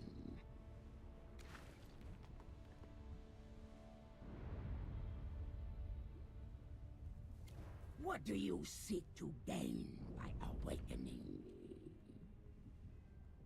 I wanted to ask you to help me prove the Queen's wickedness to my people, with no intention of asking for more. However... Who are you? It is difficult for me to discern your nature as a mortal. I had assumed you were a son of Helthor. But by your aura, you seem to be a descendant of Misati, and also appear to be of my bloodline. Fuck. Great Ascarion's soul. My clan has survived to this day thanks to your descendants. In response to the punishment imposed by Misati, the Assail have resorted to using the concentrated essence of dragon eggs. Even in my deep slumber, the fate of my kin being desecrated had not changed. The world is not but an arena for the gods. Asperia is trampled by the very creatures it gave birth to, and we shall inevitably become their playthings. Upon those vile empires who dare exploit my descendants, I shall unleash utter annihilation. Yet today, you three have freed me from my bondage and delivered the glorious news of Helthor's downfall. For that, you shall be rewarded once for your deeds. Only once? Do not let greed consume you. Awakening me is no small feat, but for such a deed, only one reward shall be granted. Child of Messati, I can aid your people. Child of Helthor, I can lift your curse. And you, the Immaculate One, unmarred by the gods, I can foretell your destiny. Do you mean me? There is no doubt it is you I speak of. Come, make a choice. You can lift the curse, but I don't want the curse removed anymore. Indris, I'll leave this chance to you. But isn't this what you've always wanted, Zany? Lifting the curse was indeed my obsession. But now that I think about it, this restriction of magic was the driving force behind the development of our technology. We now push the limits of knowledge, relentlessly striving for perfection, unafraid to defy nature's laws. To learn, calculate, and be tested is the truth we have embraced. And now, another truth has been revealed to me. The god we put so much of our faith in has harmed the dragon race more than the Assail. Regardless of past events, the fact remains. Indris, you used the Eclipsion to awaken the Primordial Dragon. This prize is yours to claim. I'll do magic for you anytime, Zany. Right. Even if I can't use magic, my friend here is the greatest mage in all of Hesperia. Zany, thank you. I'm alright if Zany's fine with it.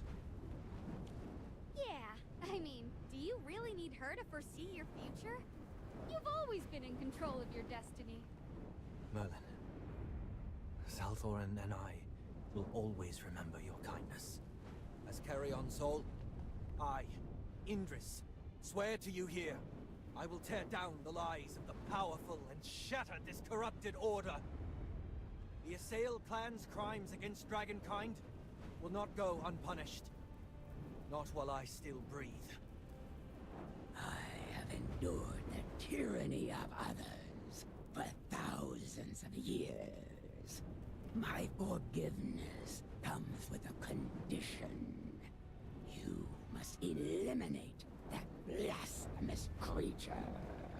Slay her. Do you mean Queen Serelith? Will you still intercede for her? Will you still honor this profane sinner? No. I agree to your condition. For the sake of Sal'thorin, I'll do what's necessary. Even if it means plucking out this rotten fruit myself. As long as you honor our agreement and forgive my people for their ignorance.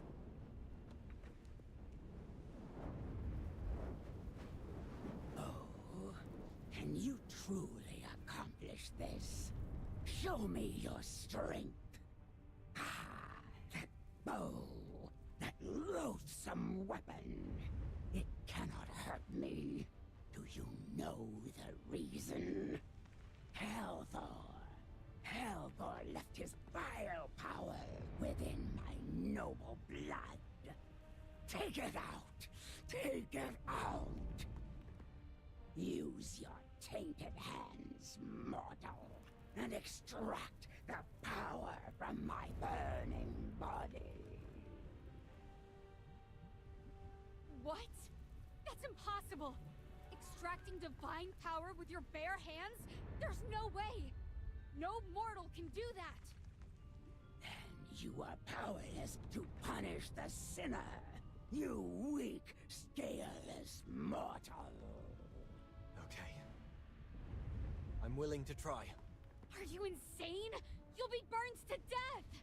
If it means protecting Sal'thorin, I would pay any price. even my own life.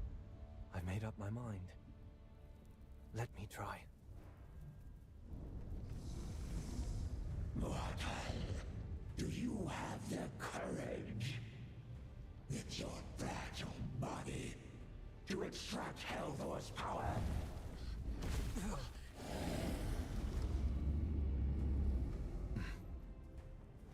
Sal'thorin never bestowed his grace upon you. You'll be burned alive.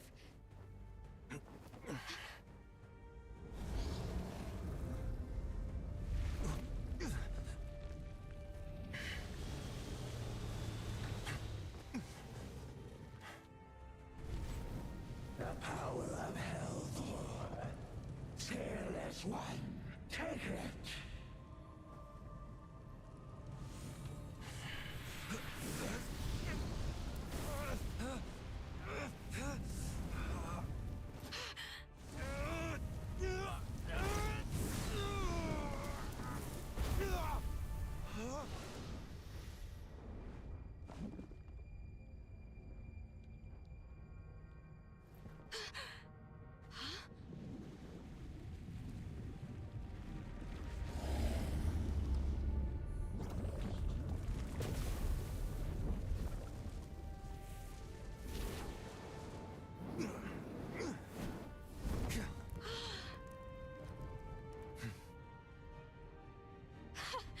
Wow!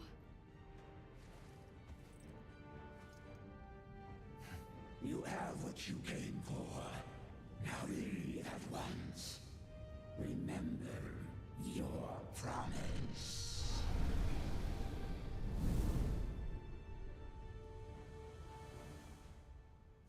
Remember your oath. Fulfill your promise. If there is any further deception and delay, my wrath will utterly crush you to dust. Immaculate One, watch over him. Why do you call me that? I once drifted through the sea of stars for what felt like an eternity, until the seed of life took root in Asperia and welcomed me. Finally, I found a home once more. To this day, I am forever grateful for their acceptance.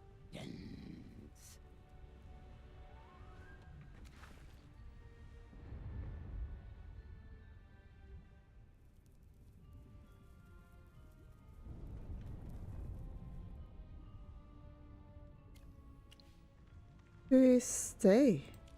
They are the miracle of the seed of life, the root of the very tree of life. They stand as the greatest being in all of Asperia. The seed of life? The seed of life and I shared a similar journey. We both wandered the vast, lonely sea of stars for an eternity.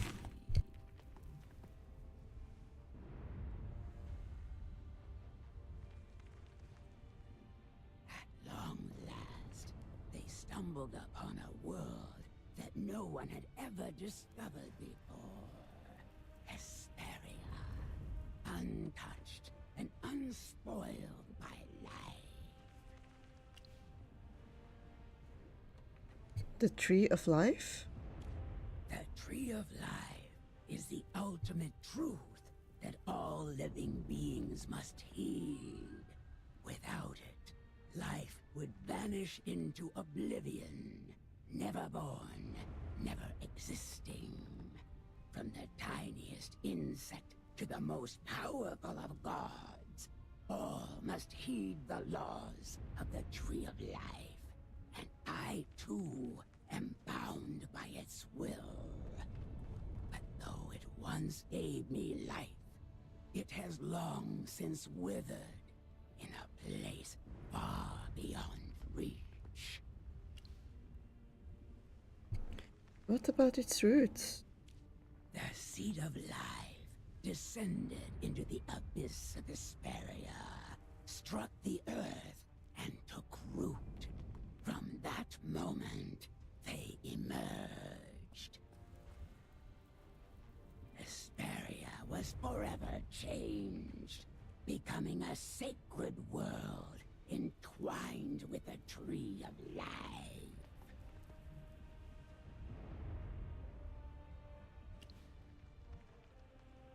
I see. Yet, in the end, they defiled everything.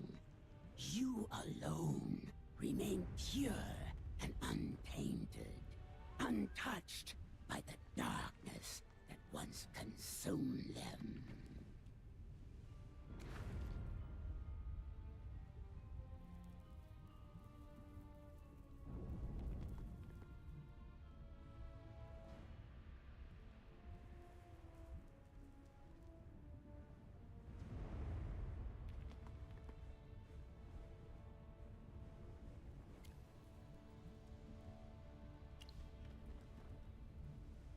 Who are they exactly? Silence! Enough with your questions. Since you've boldly claimed that you wish to control your destiny, let fate reveal its answer to you. The scaleless mortal named Indris. Do not forget your pledge. I will bring this to an end. Then I shall wait for you to fulfill the oath you've sworn. Do not fail me. Asgarian soul unfolds her mighty wings, and you're hurled into the distance with a powerful gust. Quest complete. First flames chosen. With the divine bow eclipsing in hand, Indris proves its power to the Primordial Dragon and swears a solemn vow. Slightly more than traveling by a teleportation circle. Let's go to the palace and settle things with the queen. Oh yeah. Goshing. Ouch.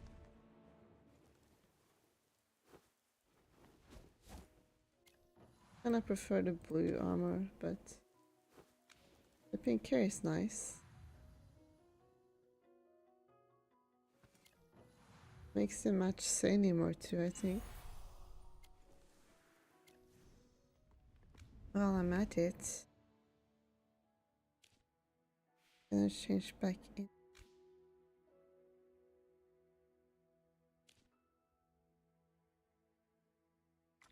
Is the remain.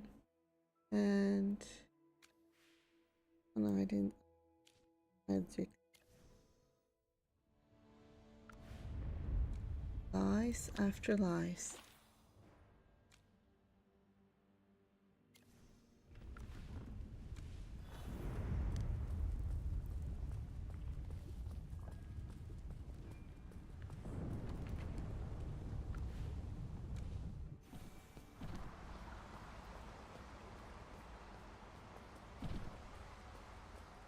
Halt. That sound came from the pool.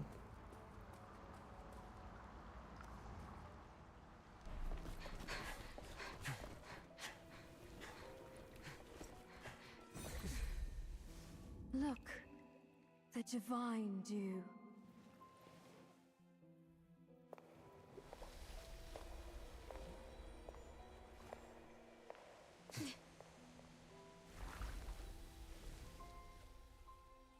A brilliance beyond compare. Yet... It is not divine. You know that. And what of it?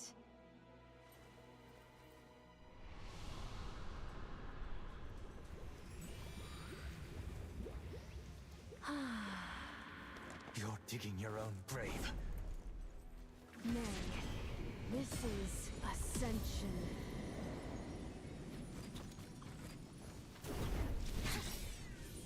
To surrender all to the Queen's will. This is the highest fate.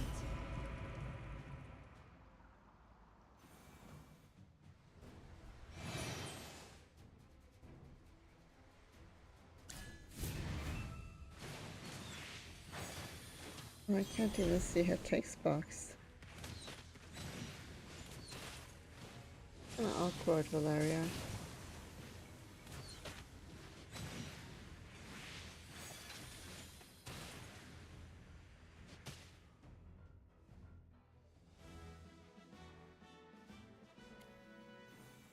Look at what you've been saying!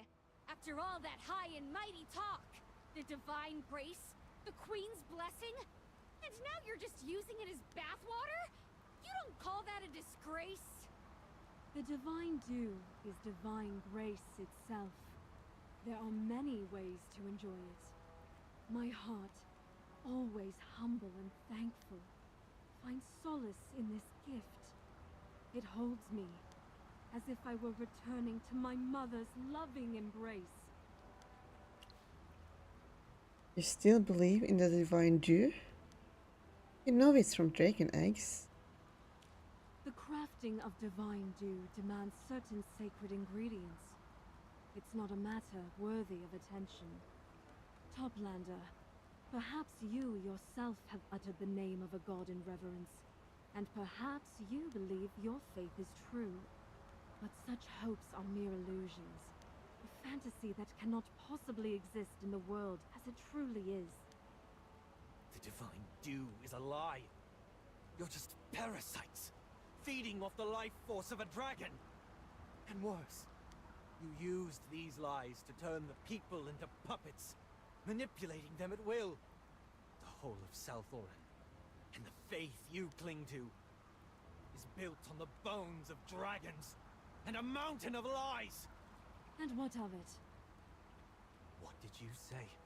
Even if every word you say is true, what of it? I have intimately known the agony of corruption and transformation, Indris.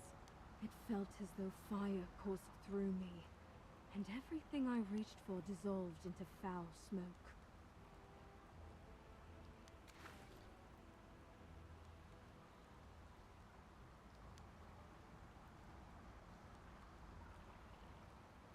It was as though countless thorns drove into me, inch by inch, tracing my very bones and veins, from the soles of my feet to my throat. You cannot comprehend. Once, we cherished all things. The wind, earth, and water, the stars, the sun, and the moon. But then, we were abandoned. Amidst despair, solitude, and agony. It was Her Majesty who bestowed salvation upon us through the divine dew. Such warmth, such kindness.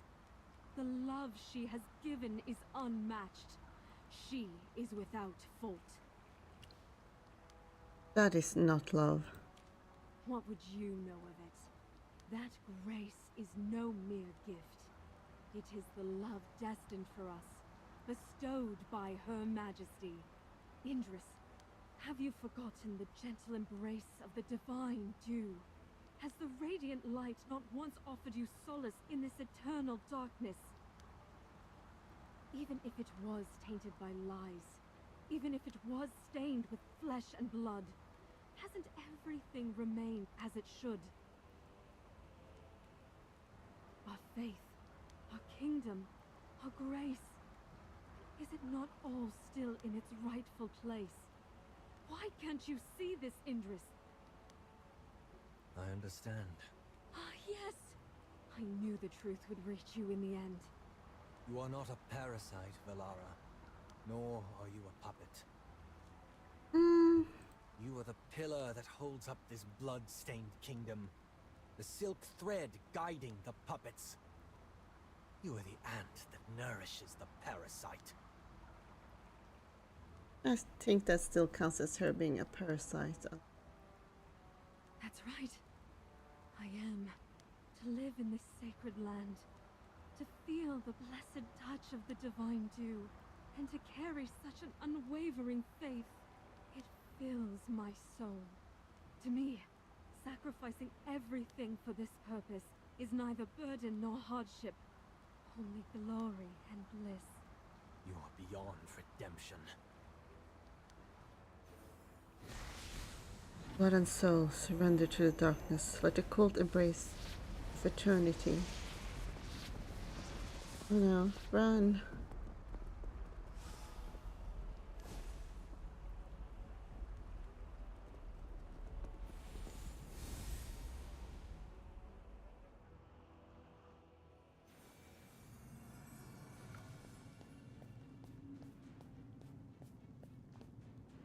It's you all.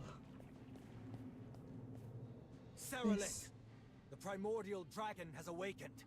The lies you've built are about to crumble. The dragon has awakened! You are about to tear down the foundations of Sal'thorin. Is this what you seek, Indris? For the sake of your so-called mercy and justice, you've destroyed the only hope of the assail. The only hope. Do you recognize this, Your Majesty? I'm sure this is something you will never forget. Feli's family guarded this heirloom for generations, and the Sylvan Tendril was once used by the sage Tasso to guide the Assail clan, before being killed by Valara's fanaticism. Feli went to the surface. When his curse took effect, the long-dormant Sylvan Tendril exuded a purifying power. Under Merlin's guidance, the Sylvan Tendril purified the corrupt magic within Feli's body, erasing the so-called curse. Curse can be lifted. If at that time... Silence! Do not presume to speak on matters beyond your understanding, you ignorant youths! Our bodies were already in ruins by then. With each step, Tasso spat blood, and some among us were so grievously wounded that our very organs threatened to spill from our bodies.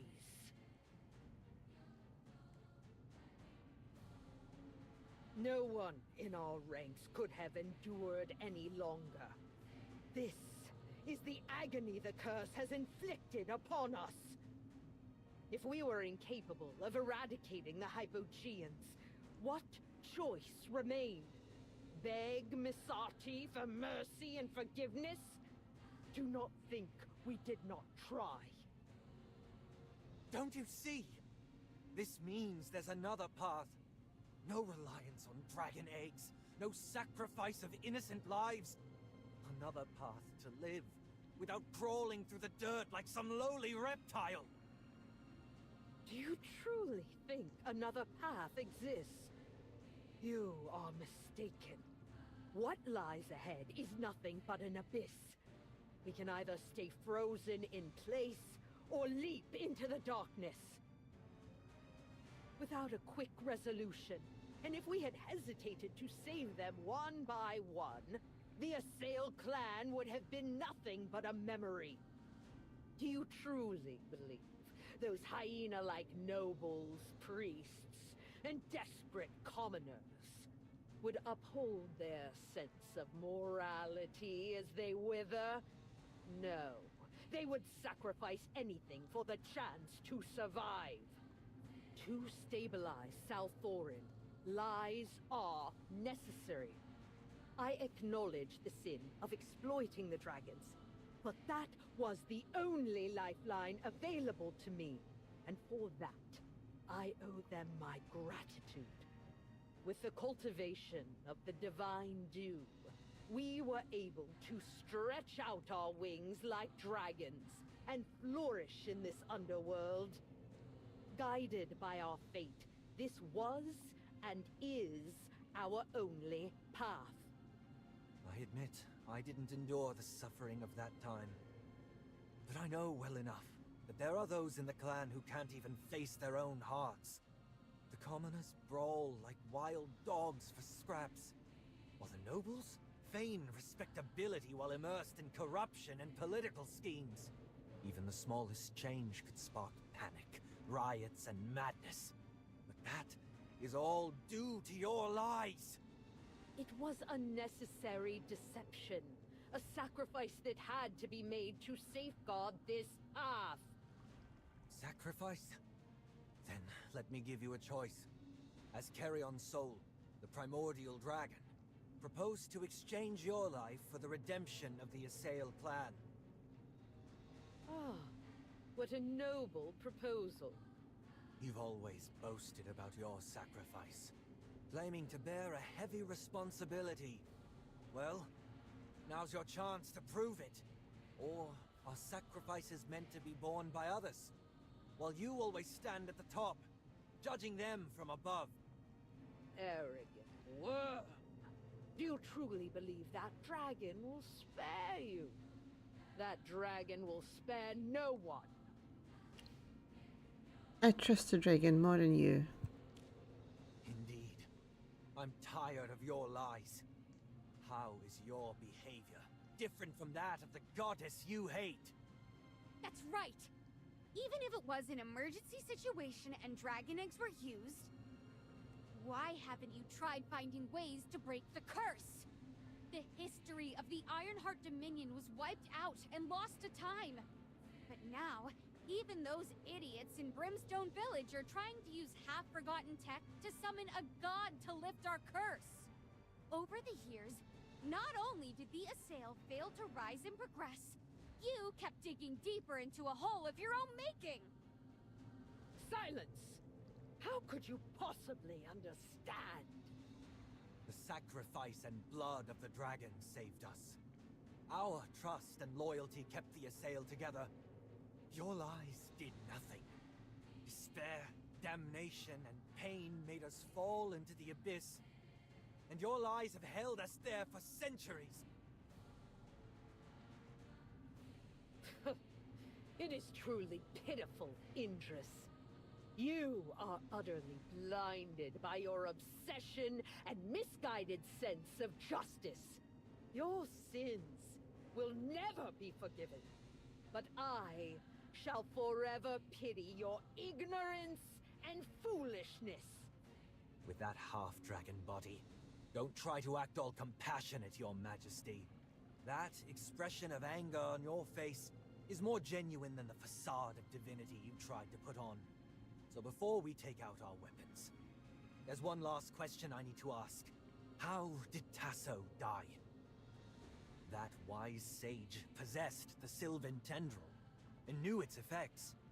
He could have pointed out another path for the Assail. How did he die back then?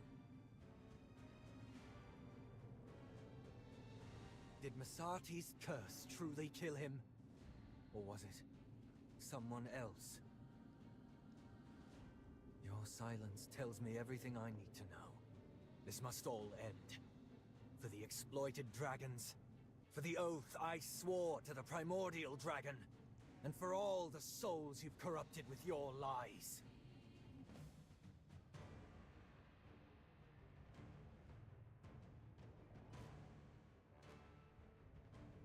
Oh, so this isn't treated as a story battle then?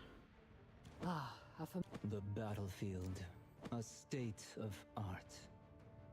I could try putting even an option put in. No. Okay, so maybe on the other team. Okay, so they're on this team. Chaos holds no place in my soul.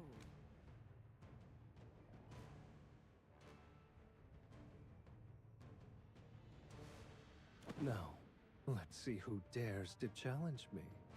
A battlefield more merciless than the frigid winter.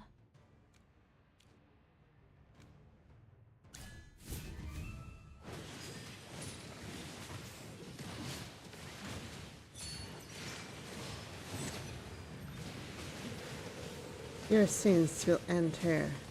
The divine dew shall save Sal'thorin forever.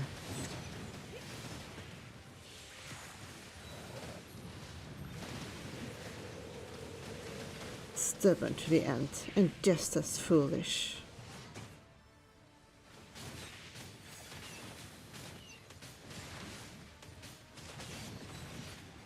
Who says you're the victor? It was I who saved our entire race from ruin.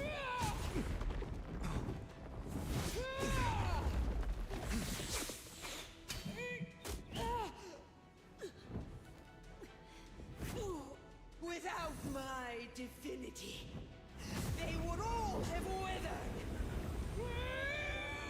You're beyond salvation.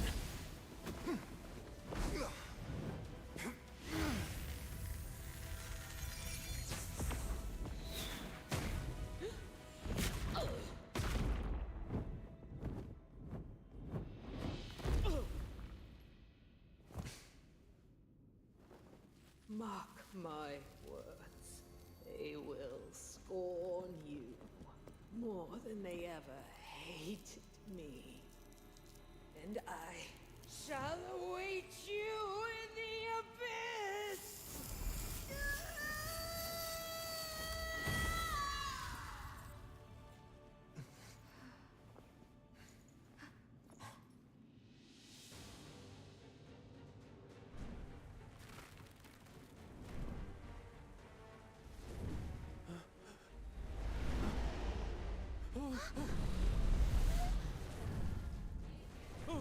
What is that?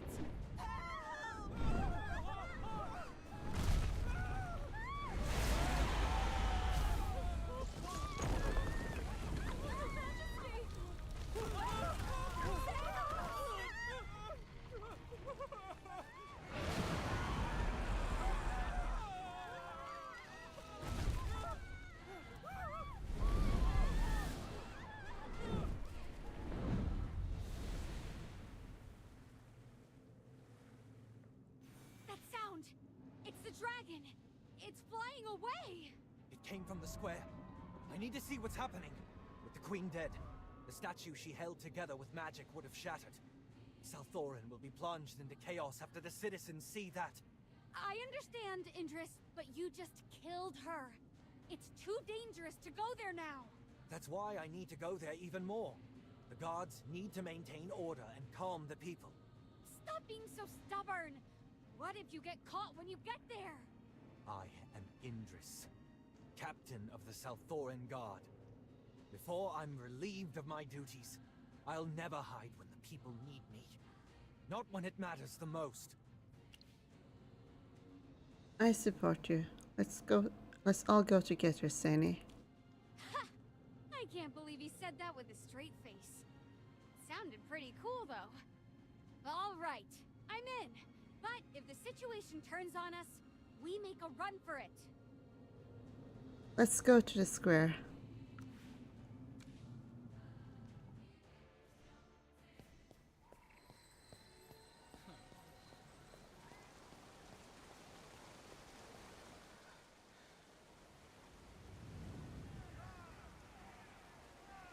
The statue has fallen. Where are the priests? What's going on? Dragon? What dragon? Everyone, stay calm.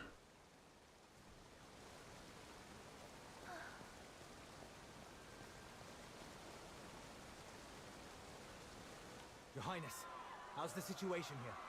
Do you need my help? Oh, Indris, you came just in time, and all your limbs seem to be intact.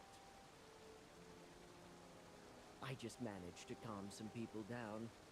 And then you, the one who orchestrated this disaster, come running along offering me aid.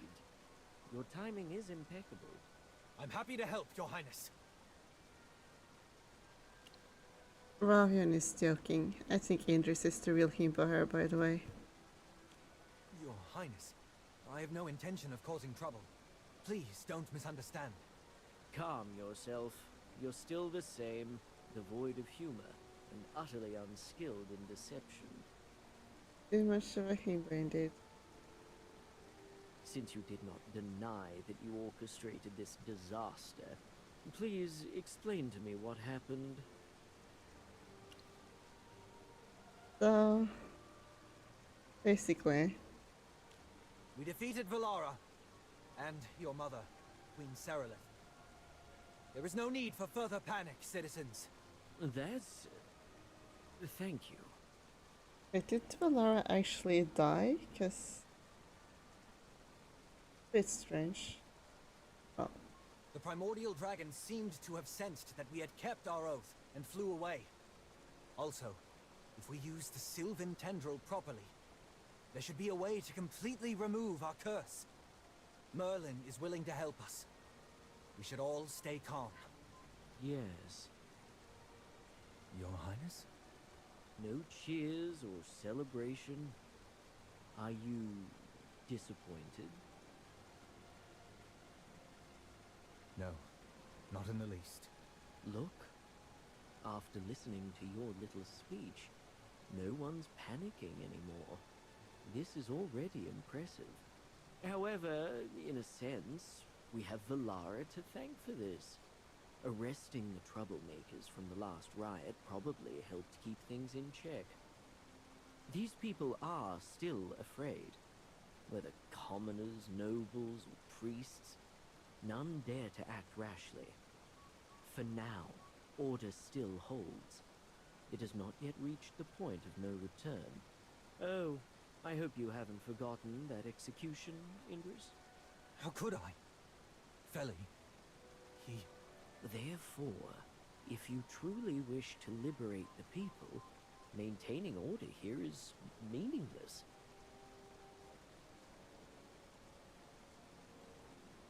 If you truly want to erase everything the Queen stood for, why not just reduce Sal'thorin to ashes and be done with it? Well, that's radical. I cannot do that. There are innocent lives here. Innocent? Tell me, who do you think is actually innocent? Was Feli innocent? Was Valara? Am I innocent? You've hunted, condemned, and led countless to their deaths. And now you've undone everything yourself, leaving Sal'thorin in ruins. So, Indris, are you innocent? I will take responsibility and atone for my sins. Even you think these words are too soft, don't you? That's why they're so hard to say. There should be freedom, but not too much freedom. There should be order, but it can't be too strict. So now you draw the boundaries, set the standards, and interpret the rules. Is this what you want, Indris? Because to me, this is a power far greater than the rule that came before.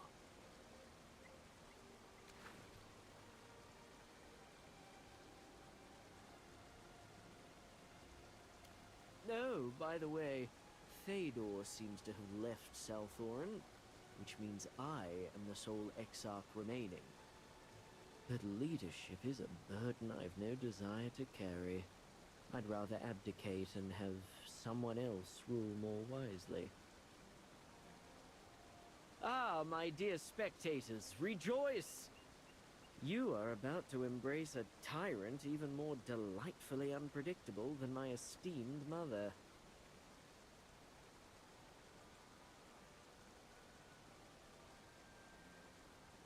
This is not what I want. I just wanted to expose the lies and bring true freedom to all. To be blunt, the panic and chaos you've incited during this period surpasses anything that has come before. A remarkable achievement, if I may say so. That's probably true. I don't want to defend my mother. You see, good intentions, however pure, rarely lead to the results one hopes for. At first, it was all about soothing the masses, wasn't it? My mother and the sage Tasso, just trying to ease anxiety and despair. But oh, once they tasted the sweetness of power, well, who could resist holding on to it? However, the truth is undeniable. The perverse order of Sal'thorin is real. The fanaticism, the corrupt transformations, these are facts. And our long history of living in darkness is something we can't hide from any longer. When compared to their motives, these are undeniable facts. Consequences they must bear. Your rebellion, too, is a direct result of their past decisions. I understand. At this crossroads, the responsibility of making the choice falls to me. I've shouted enough. It's time to stop talking and start doing something that actually matters. Since you're not going to hand in your resignation, I have another task for you. I order you to go to the surface and see for yourself what it's like. I'm sure the surface is full of beautiful things, though I imagine there are just as many lies and ugly truths lurking beneath, much like in Sal'thorin.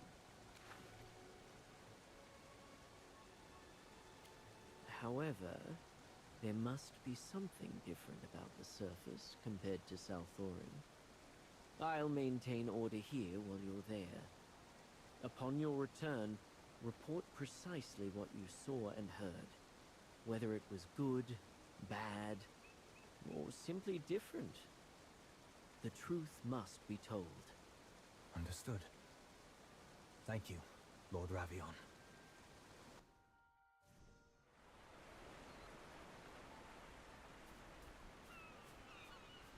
Is this the sun? It's brighter than the shine of gold, and so warm. The water, it's refreshing. The burning in my throat is gone. Are these flowers of the surface? Feels as if the real life is calling to me.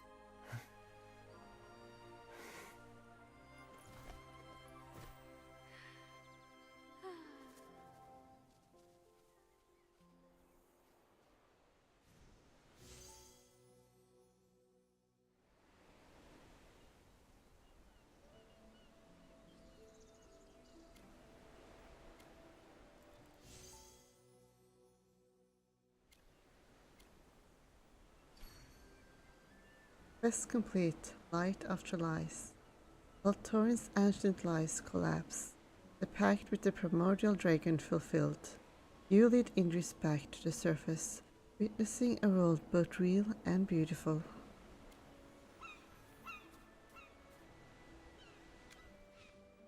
The Florifeli planet is slowly beginning to bloom. It feels like only a breath ago that his hands pressed the sand, the seed into the soil, and yet somehow it feels like a lifetime has passed. Sally, do you know? The mirage bloom you planted has brushed against the wind, tasted the morning dew, and now it dances in the sunlight, searching for the warmth of your smile.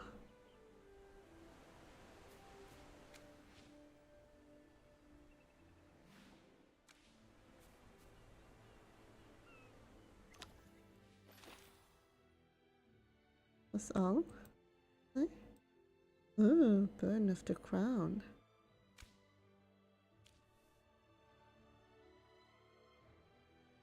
Maybe I'll do this one, although... oh. Fun, a hat.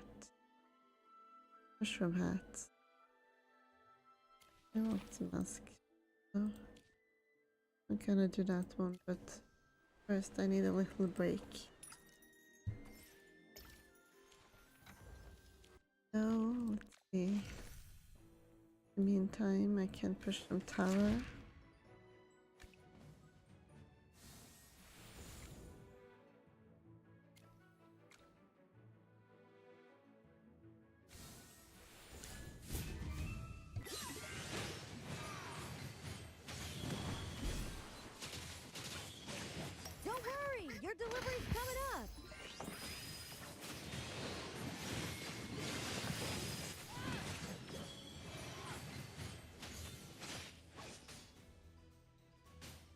Not bad at all.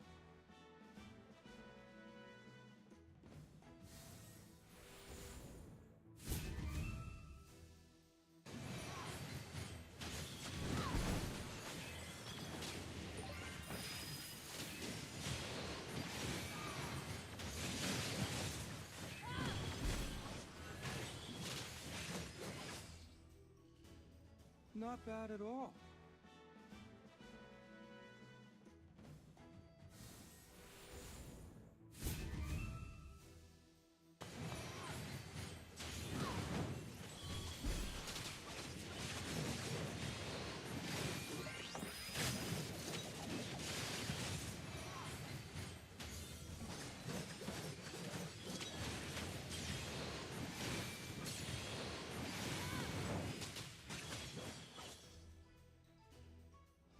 Shield is unbreakable!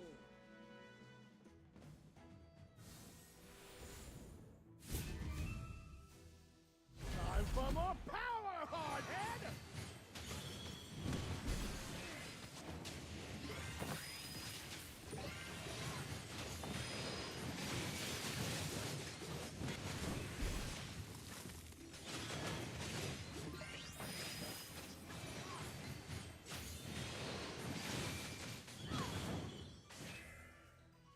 Not bad at all.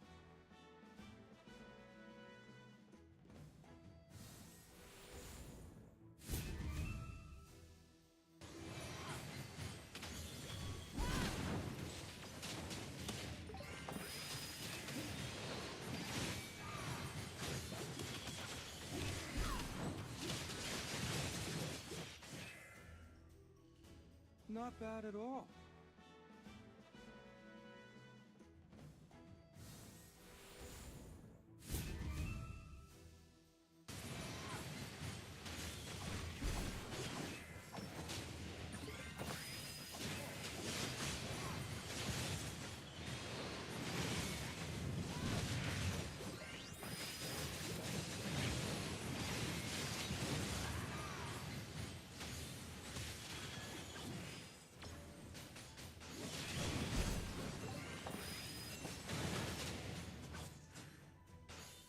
Not bad at all.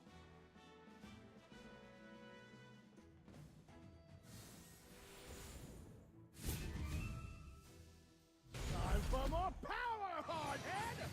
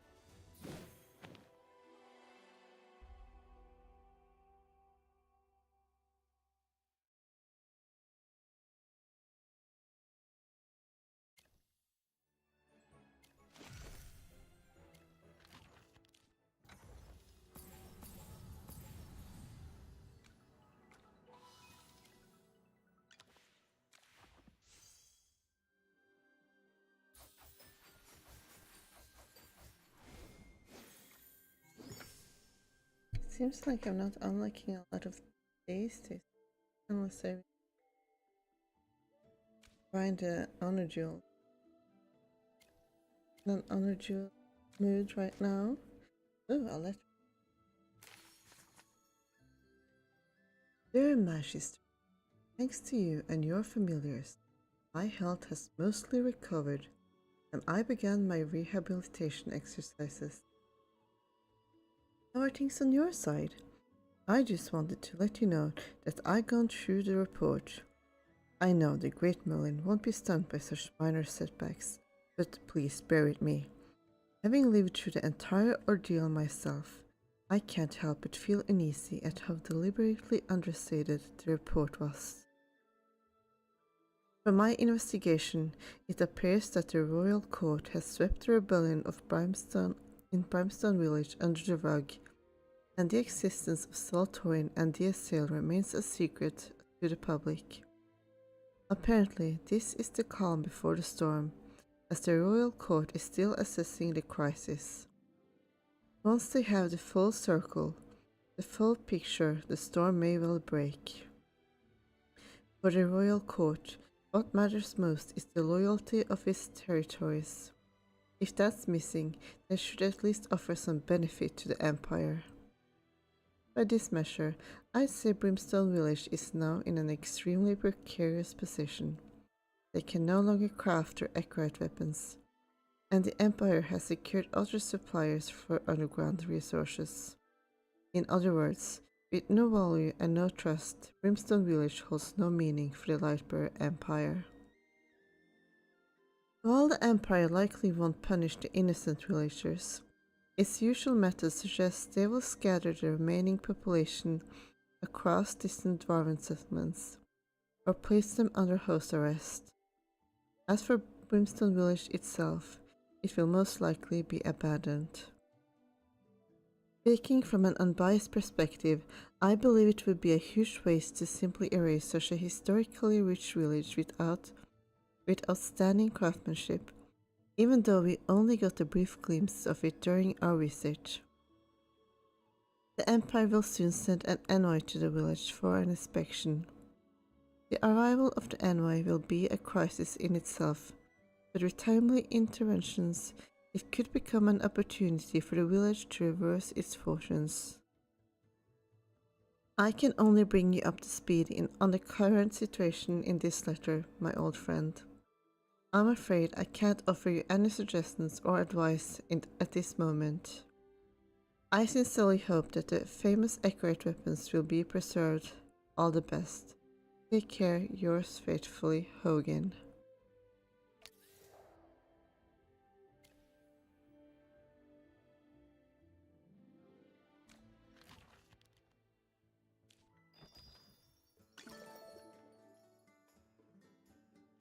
Target identified.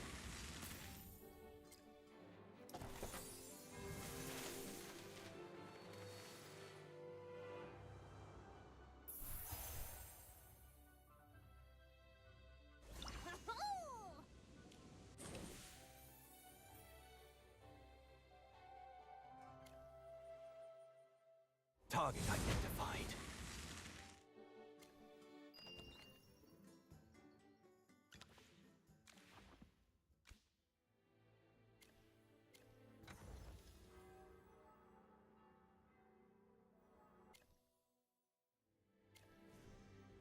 Right?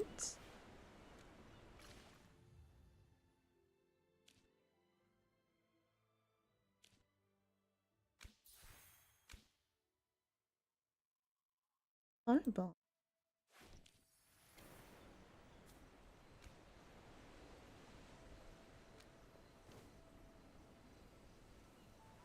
Hot. Anyway.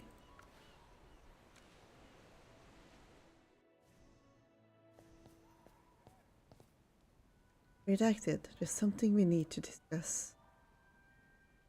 I have a favor to ask. A few days ago, Ravion invited me for a meeting. He specifically requested that you join us as well. What's he up to now? He's resigned from his Imperator title, though he's still managing things through behind the scenes. That said, he does have a tendency to slack off when it suits him. Right now, he's guarding the Dragon Egg Essence pool near the Temple of Heltor. He's been neglecting his duties in the city and sometimes doesn't even show up for guard duty, but he's at that pool every day as a watchman. The same pool Valara used? Yes, now that the Dragon Egg Now that the Dragon Egg mining has ceased, the remaining essence is the last of its kind. I initially wanted to destroy it all, but Ravion convinced me not to. After all, there's only one Sylvan tendril. The egg essence is the only other thing besides it that can alleviate the curse. It's a desperate measure, like drinking poison to quench thirst, but he convinced me it's better to keep it as a backup plan, just in case. And it turns out he was right. Redistributing it in limited amounts to slow the progression of the transformation for those most affected by the curse. I'll help with the treatment too. When the time comes, I'll call on you for sure, but for now, we should go find Ravion. I can't guess at what he wants from you. Let's see if he's at the temple.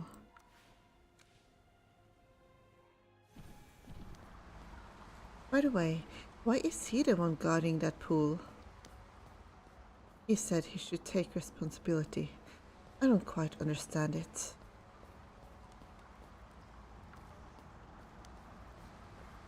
Though I still suspect he just found an excuse to avoid actual work. You guys really are close.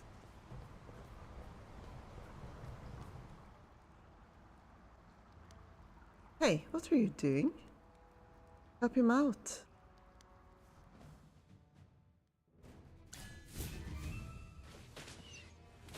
Is he trying to steal the essence? Most likely. Let's catch them first.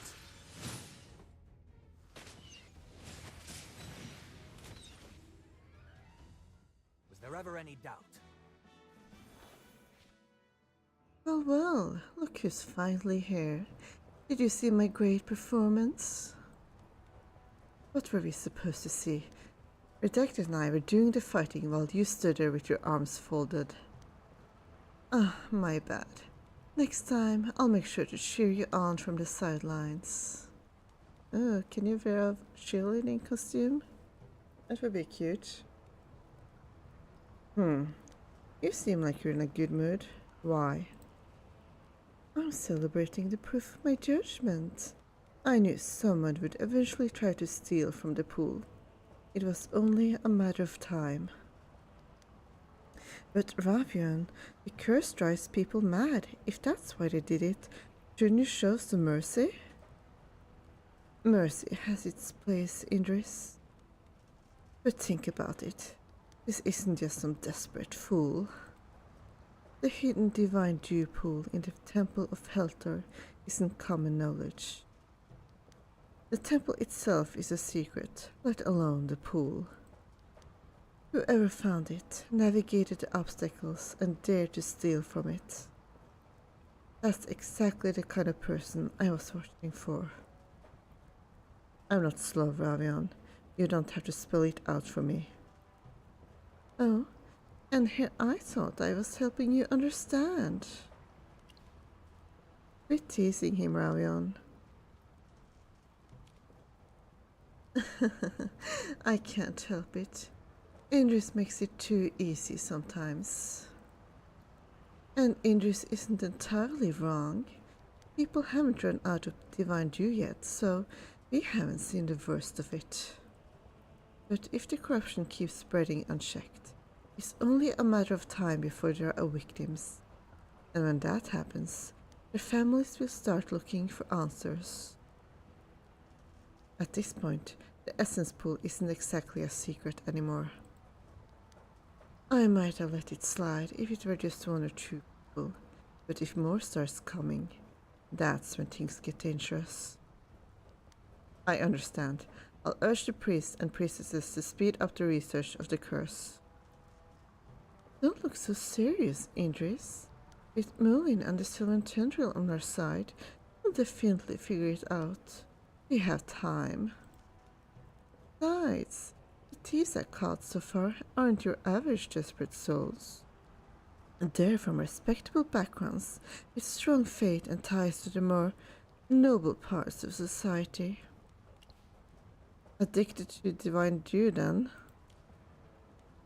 As I said, you need more than desperation to pull something like this off.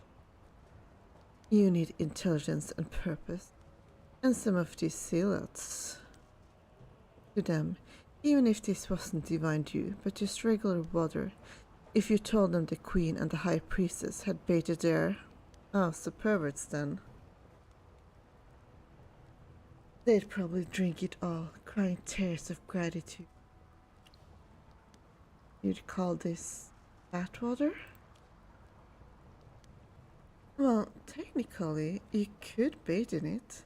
My mother lived a long, vigorous life, and there's a pool full of divine dew there. Anyone who learns about it would start making connections, wouldn't they? Stop with your conspiracy theories, Ravion. After all, you're the one who found out that this pool is used to store egg essence. The dwarf's pipeline feeds directly into it. Terrorlit handled the ingredient processing here with Valara's help. You're the one who handed me the evidence, and now you're making jokes about it. Can't blame me for having a little fun. Maybe she decided to have a nice soak while she was at it. I do the same. So you are your mother's son. So, what exactly did you want me to bring Merlin for? Ah, yes. I've been checking on the progress in the Tenebris coach. There are some personal items in my mother's chambers. Nothing of importance, but I like to take a few as mementos. After all, I am her son. Even though I can't inherit her power and her property was confiscated, it wouldn't hurt to keep a few keepsakes, would it? Don't joke about that. Anything that belongs to you will be returned. You could just go and take them yourself if you really want them, couldn't you? He can't go there himself. It was right to call you here. You're much more perceptive in this area. I'm legally the heir to my brother's title, and as much as I despise the idea, there will always be opportunities stirring things up behind me. If I just waltz into the Queen's chambers to take things, people would definitely start raising questions. So, for safety's sake, I invited the trustworthy captain and his esteemed companion, the great magister who helped save Sal'thorin, to act as witness. You still hold order in the city, Ravion. Don't start talking about authority as if you lost it. Oh, I haven't forgotten. That's precisely why I abdicated my title. Now, if only I could resign from the responsibilities as well. But let's save the politics for later.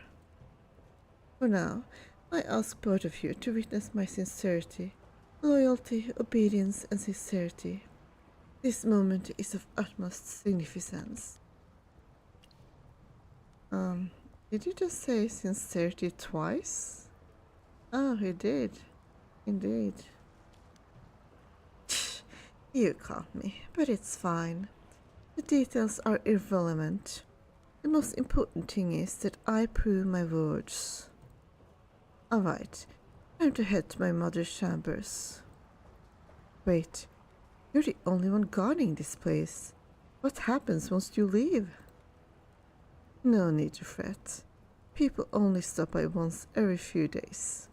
By my estimates, no one else will be coming for another 5 days. What kind of calculation is that? Never mind. Just wait here for a second.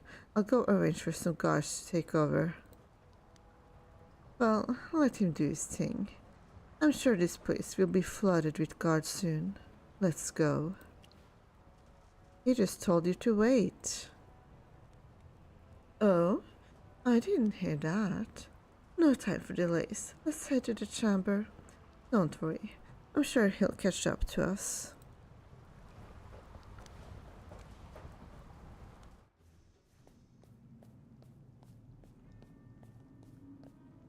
Now, follow me. I'll give you a tour of the place. No fishing in the palace. I already did. Wait, I forgot I was fired. What happened? Oh, sorry. Force of habit. I've been dismissed, so it's not my problem anymore. If you want to fish, go ahead. Doesn't matter anymore. Who are you? I used to be one of Her Majesty's Chamberlains. I oversaw the garden, staff, and groundskeepers. The floral designs, seasonal rotations, daily upkeep. It was all under my care. Even this pond, the layout, the water flow, the exact types of fish. I handled every detail. Back then, anyone caught fishing here got 10 lashes. Well, except Prince Ravian, of course. But now, do whatever you like. Are you a gardener? I was a chamberlain, a head chamberlain. I had 12 people under me. In noble terms, they'd call me a garden steward. Thank you very much. Okay, fine, I admit it. I was a gardener, alright? I grew the flowers, fed the fish, and kept everything looking nice. What happened? I've been job hunting lately. It's not easy out there for a landscaper. Since the queen's gone, the nobles are a mess. They're selling off gardens left and right, and no one's hiring. Lucky for me, I still got my title, a bit of land, and some savings. I'll get by for a while. You're a noble? Of course I'm nobility. You think the queen's staff included commoners? But I never cared for status. I just liked working with plants and birds. In a way, I guess I got lucky. That big upheaval only cost me my job. But now, what do I do with myself? Have you ever been to the surface? There are a lot of plants up there. Wait, oh, that's it? I can't believe I didn't think of it sooner. Lord Dravion mentioned rare plants growing on the surface. He's planning an expedition soon. That could be my chance. Thank you. Even if you are a commoner, thank you. Fisher all you like. I got a new job to find and a whole new life to grow into. Resume. Job hunting is always tough, be it now or then.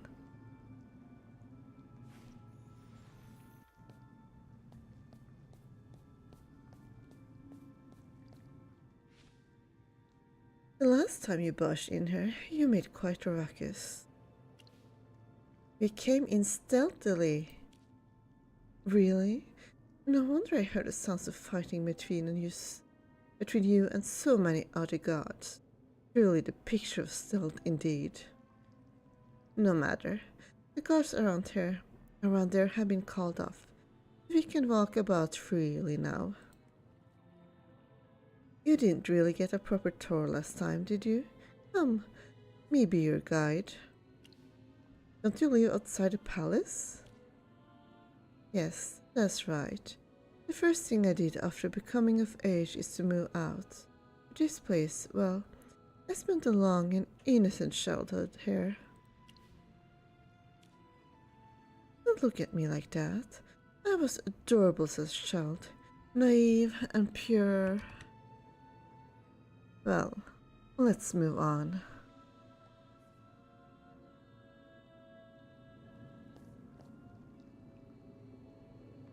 Fancy talking a walk with me? Let's go.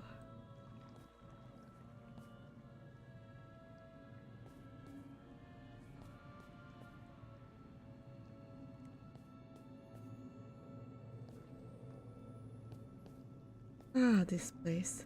I spent countless hours trying to trip up the guards and Valara.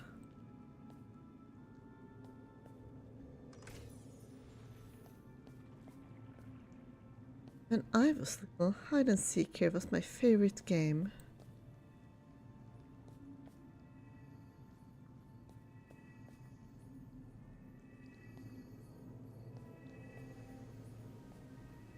This is the place.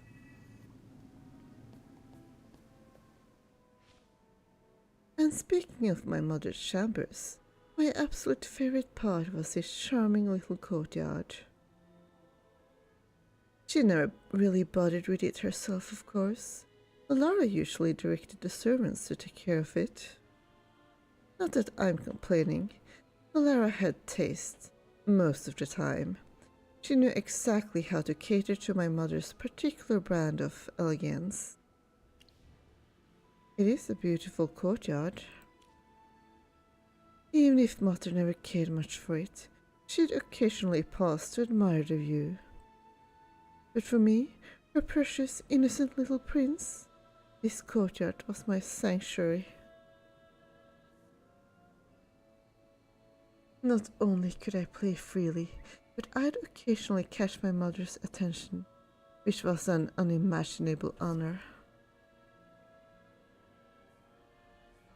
That's why I have a favor to ask you.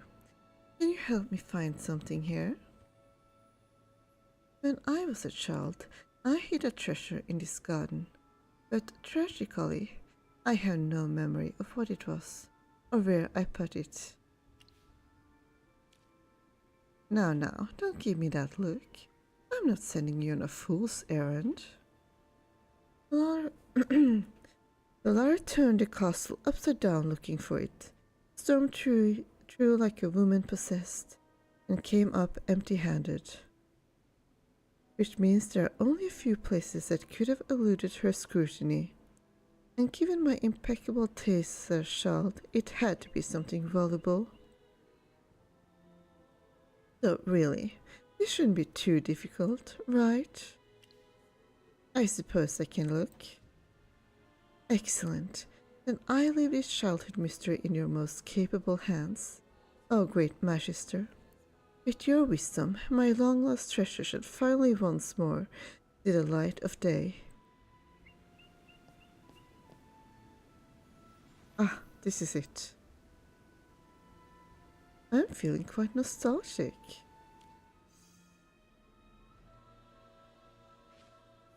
Look at this. Exquisite, isn't it? A brooch. A gift from my mother. A rather extravagant design. Is that an echo on it? Oh yes.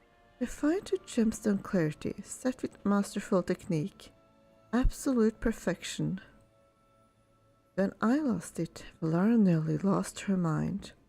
She interrogated me relentlessly about where I had misplaced it. She even had the entire castle searched top to bottom. If Tadra hadn't intervened, I think she might have locked down the entire clan. And yet, despite all her efforts, she never dared disturb Mother's courtyard, meaning she never found it. Did you do that on purpose? Me, a mere child? Perish the thought. Though, interestingly enough, I only realized I'd grown up after taking it off. Isn't that a bit backwards? Teenage boys hate jewelry after all, do they? If you say so. So you're saying boys instinctively reject their mother's more extravagant tastes? Interesting theory, but allow me to clarify. First, no. I've always appreciated luxury. My mother had impeccable taste, and I'll always love beautiful things. And second, also no. I didn't say it backwards. I last wore this brooch when I was 5 or 6. Then, within a year of taking it off, I grew as if a decade had passed and ended up looking 15. So, tell me, Magister, was I frozen in time by some hidden magic? I can't say for certain. Then perhaps you should consult my mother's collection of magical tomes. Not to brag, but she was quite an extraordinary mage. There should still be plenty left in her chambers, though shifting through them will take time. Enough reminiscing, we have work to do.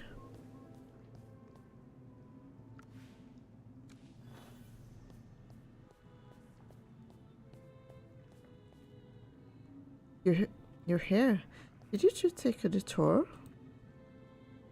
What took you so long?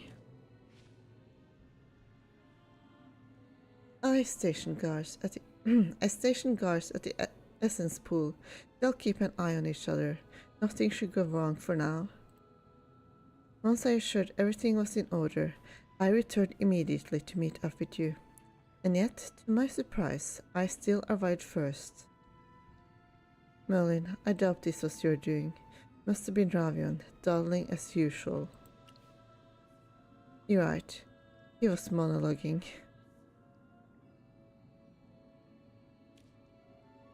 Oh, come now. No need to sound so put out. I was simply giving our dear friend her delightful tour of my childhood residence. Indris, must you always be so rigid? Anyway, you arrived just in time. Let's get to work. Look at this. Documents everywhere. Already picked through. A complete mess. For the record, when my mother was alive, this place was pristine. Now, thanks to certain visitors, it's a disaster. I have to admit, I still feel uneasy about being here. Sorting intelligence is one thing, but riffling through your mother's personal belongings. Oh, don't be so uptight.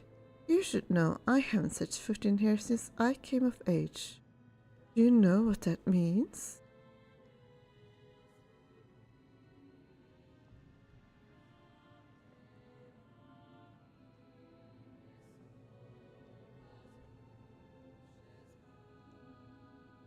Remember the last time you came here? Dear Indris, you were the first outsider to ever set foot in my mother's chambers. And I was the second. Correct. And your dwarven friend makes 3. Congratulations, you made history. So, Indris, will you be searching over here? Or would you rather inspect the spot where you were once so charmingly restrained? Either works for me.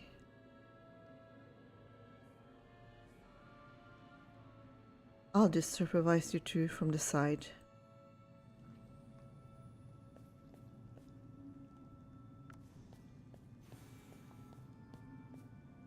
Huh. Completely useless, this one. Looks like it's up to us, my friend. This is still a lady's chamber. And we shall treat it with the utmost respect. Come now, onwards.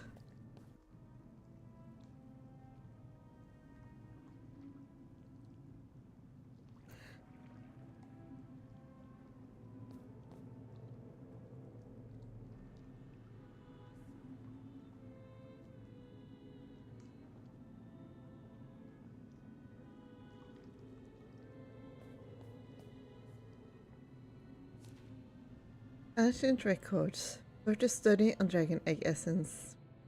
It has been confirmed that dragon egg essence is capable of healing corrupted wounds, with effectiveness depending on its concentration. At the highest concentration, it can heal wounds in under an hour. For external wounds, direct application to the affected area is significantly more effective than oral ingestion. Ingestion? Oh god, why can I not say this word? Note, Dragon Egg Essence demonstrates comparable effectiveness in treating fractures and soft tissue wounds. Effects on other diseases are inconsistent and require further observation. Below are some carefully scribbled questions. Is it essential for life? Could excessive consumption lead to abnormal growth of organs or tissues? Remember to test its effects on pregnant women. This has to be centuries old.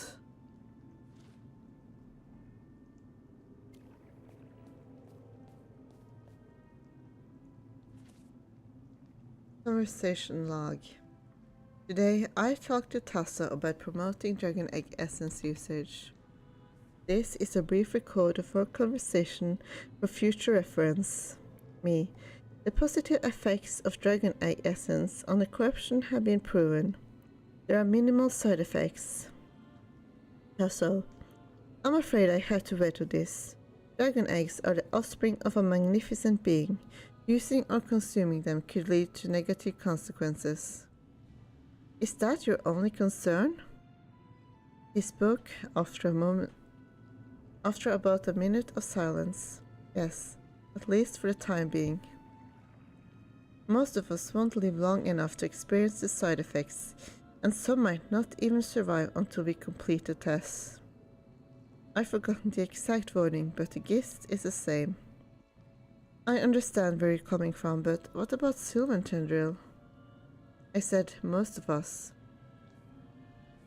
He didn't speak for a long time here, and I remember urging him at least 3 times. How do you plan to distribute it? What do you think?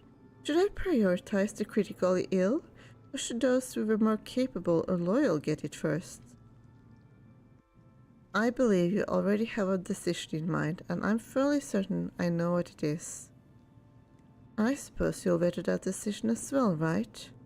You're spot on. So the Queen and Tasso really did fight over Dragon Egg Essence.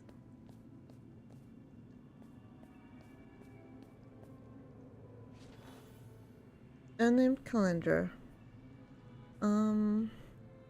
They tie up the loose ends for Tasso's affairs. Make a public announcement of Tasso's death and allocate a week for funeral preparations and other relevant matters. The handover must be completed by this date. The Sylvan Tendril should be sealed away. Meeting for experiment number 37. Experiment objective: reversing draconization. Experiment method: magic. Physical methods have been proven effective. Previous experiment records number 1 to 36 unsuccessful. Archives are kept by Volara. Previous conclusions. Draconization is a magical affliction. Physical removal techniques, excision, cauterization, freezing, etc. have no curative effect. Confirmed in experiments number 1 to 12. Draconization is not caused by life force, but by corrupted dragon magic. Confirmed in experiments number 4 to 8. Current magical practices offer no viable resolution or mitigation. As such, elimination protocols have been explored. Confirmed in experiments number 13 to 29. For elimination protocol, batch processing ineffective confirmed. For the transfer to work, the person receiving the magic must be deeply connected to the infected. Someone who shares a strong, stable bond. Current experiment and carrier subject self. The plan is to move the dragon magic into the unborn child, then destroy it during childbirth or immediately after. Fortunately, I am a woman, making this elimination plan viable.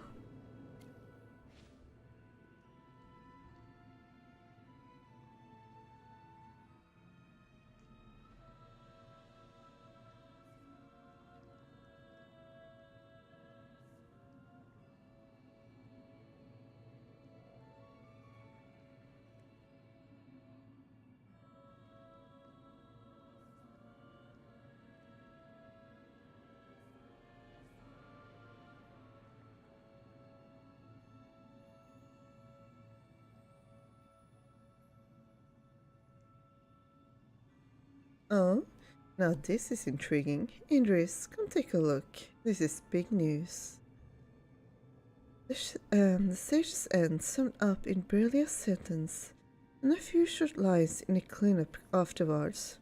Indris, maybe you could use this as a reference for handling high-level affairs? No, thank you.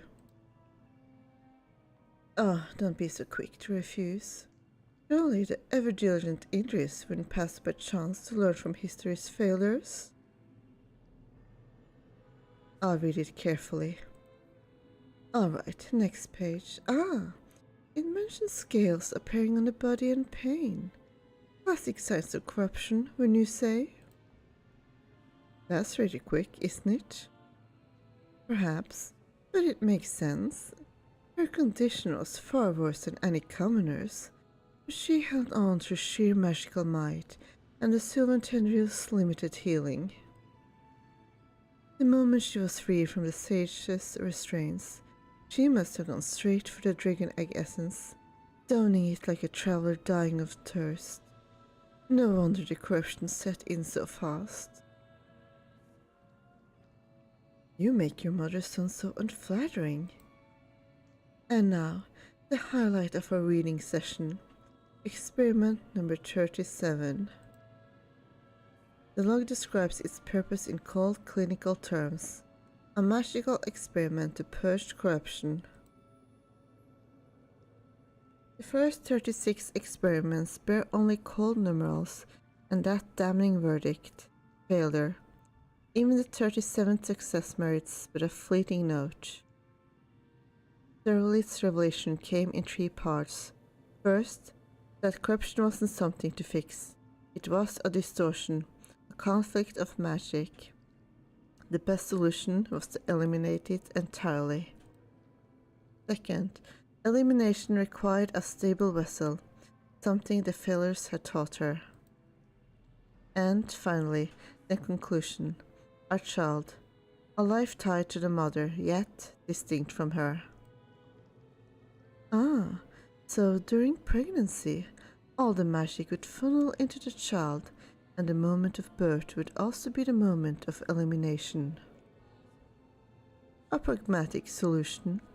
If the child didn't survive, or if the magic went well before birth, all that excess power would simply be discarded. How despicable. I thought she had at least a shred of humanity left. I mean, you're not even humans. Why would you care about that? Selfishness is human nature, and back then, she was worshipped like a god. What's more divine than a being who doesn't care who it destroys? True. But honestly, I'm less interested in her morals, and more in the technical aspects. How was the child conceived? Yes, a child doesn't simply appear. There must have been a father and a method of conception. And yet, my mother was a queen, constantly surrounded by attendants. If she had even one secret lover, there's no way there wouldn't be any record of it. Given that I'd grown up perfectly healthy, I might even be healthier than most people in Sal'thorin. Which just proves my dear mother's infant detox therapy was actually quite effective. Perhaps even a case of poison fights poison. What a delightful irony. That's not funny. I agree. We shouldn't joke about such serious matters. Why not? Infant detox therapy is already a joke, and an exceptional one at that. Really, it's almost poetic. Without this absurdity, I wouldn't even exist. What better punchline is there?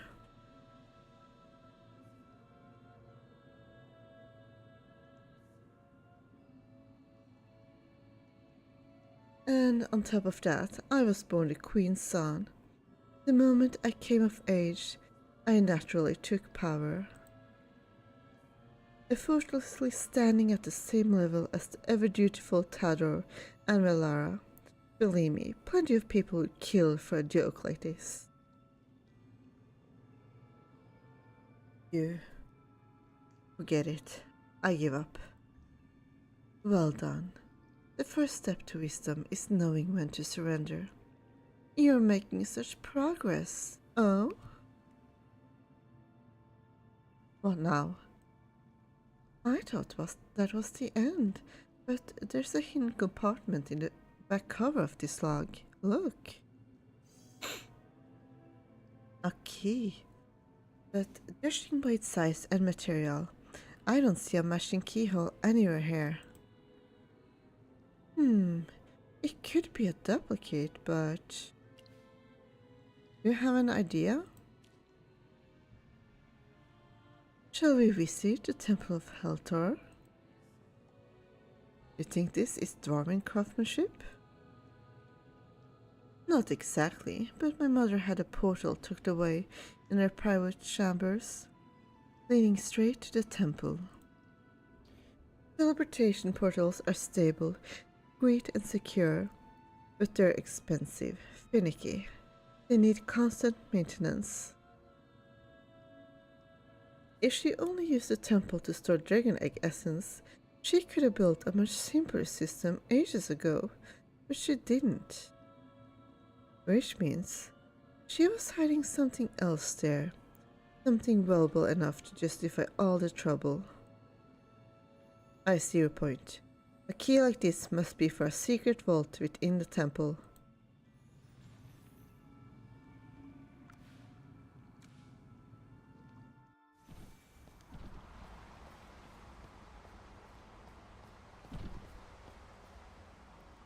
You went through all that trouble calling guards, and we're already back. Let's just focus on finding where this key actually goes.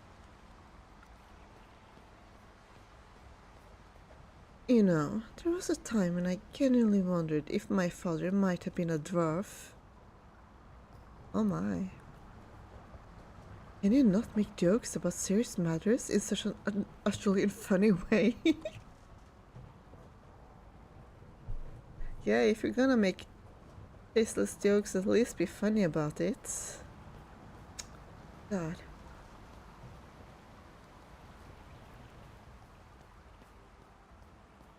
Ah, the platform's empty. What a shame. I was hoping to play around with Eclipsion for a bit. Sorry to ruin your fun. Wait, did you say platform?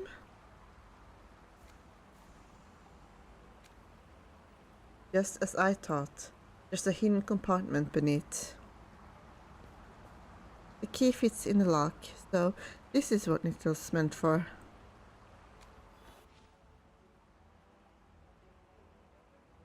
A faint click echoes as the key turns. Silently, a hidden panel slides open. Inside, stacks of documents fill the compartment almost to the brim.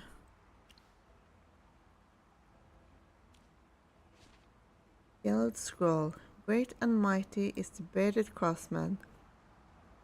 Flame stands to your commands. Volcanoes bow beneath your control. The oars sing praises of your hammer. The gears marvel at your dry shaft. Your bed shines brighter than the sun and endures longer than the time's endless run.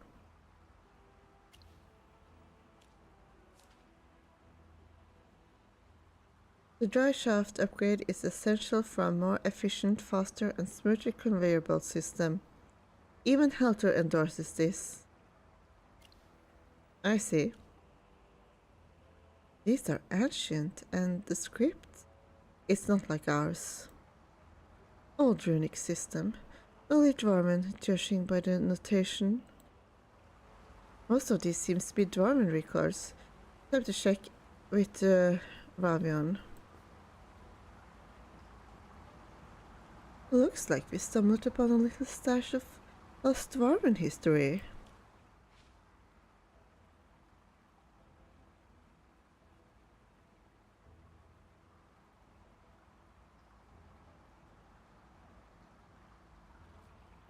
Hymns praising Heltor, discarded schematics, battle records of Heltor leading his warriors. Nothing immediately useful. Did Serlit actually care about preserving history? Oh, please. My mother didn't preserve history out of sentiment. There was no time for hobbies in her glorious reign. My guess, a scholar or mage might find some research role in these. The 1,000-year Empire's history. If she wanted to harness draconic power, Dwarven history might have had something useful. Either way, let's do a quick sort. If nothing jumps out as urgent, we can return these to Dwarven friends. Call it history, returning to where it belongs. Zane is going to lose her mind over this.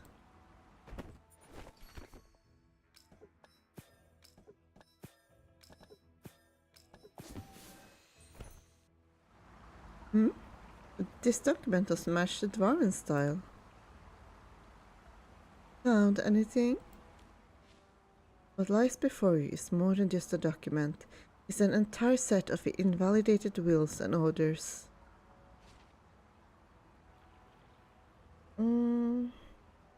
Wills and future plan. Draconization has been significantly alleviated after ruling out all other physical methods, such as incision and cutting. Childbirth now remains the final hurdle.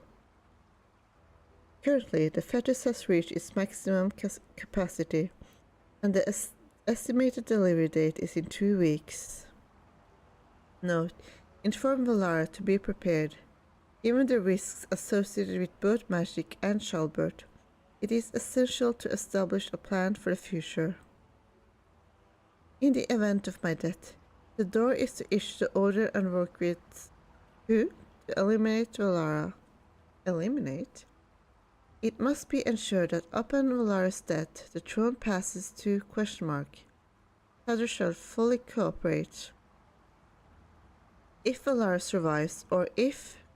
refuses to help, Tadr is to initiate immediate suppression of all information and select a new successor to the throne. If Tadr fails and Valara survives, such a possibility must be eliminated. A contingency must be left for Valara before the child is born. The finalized version of this document will be drafted once Valara enters her recovery period.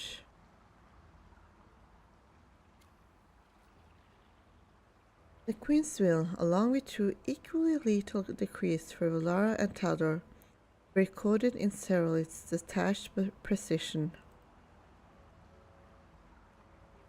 This will doesn't even mention the newborn child at all. Cerulit just... Oh, Indris, isn't it obvious? That baby was never part of the grand plan. It was just a detoxification vessel. Its survival was always an afterthought. Even if it survived, it would probably be deformed due to the corruption.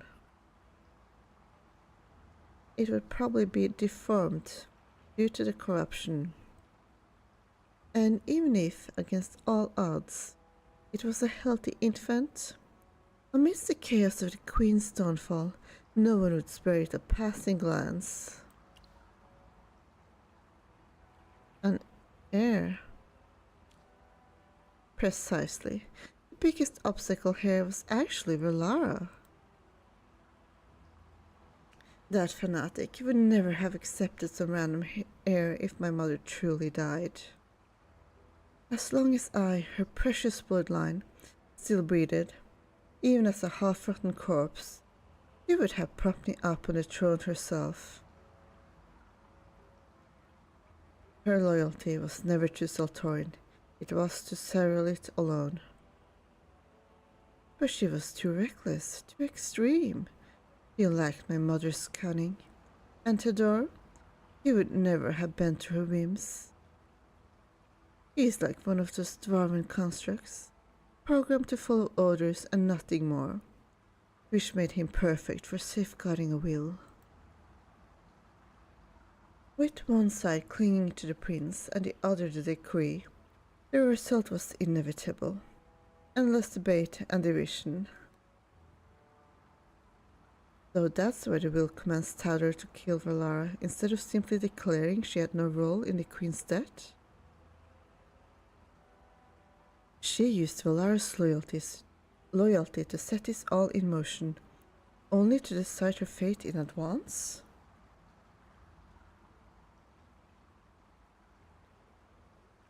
Welcome to Welcome to court politics. Look, even the name written here has been completely erased. Not just from family records, but from history itself. Most likely, once my mother realized she wasn't dead and the child survived, she ordered Tador to carry it out. A queen facing death needs strong, popular allies. But a queen who recovers, suddenly those same allies become threats. Politics and power are truly vile. Thanks for the compliment. Seems there are no further records. With all these Dwarven documents here, maybe this place was nothing more than a dumping ground for things meant to be buried. Why not ask the person involved? But Valara already... Oh, you mean Tador? Indeed. That man has done so much of my mother's dirty work. He must know plenty of interesting details. As I recall, you were kind enough to let him live, weren't you, Indris? Not out of kindness. His crimes, at least the ones we uncovered, weren't severe enough to warrant execution. He left Sal'thorin with his men some time ago. Maybe to the surface, maybe into the wilderness. I didn't ask. But a man like him, privy to so many secrets, wouldn't just walk away and leave it all behind? No, a loyal dog like Tador must still have his own plans. I have an idea. Let's go. Most of the men he left behind are just as rigid as he is. I think I know where to start.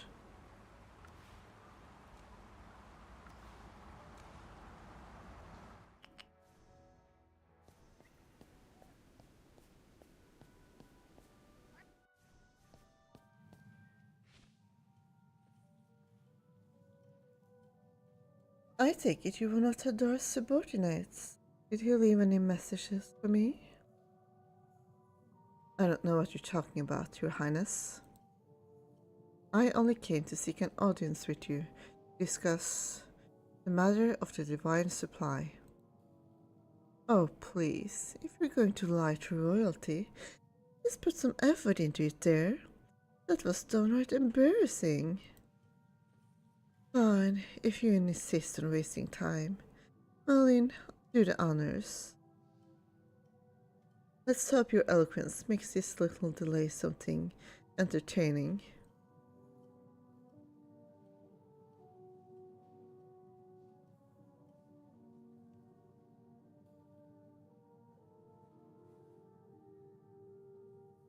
Here's a hint. Tador's men are all cut from the same dull, duty-obsessed cloth. A little pressure, the right approach. Prying open their mouths is hundreds of times easier than prying open their armor.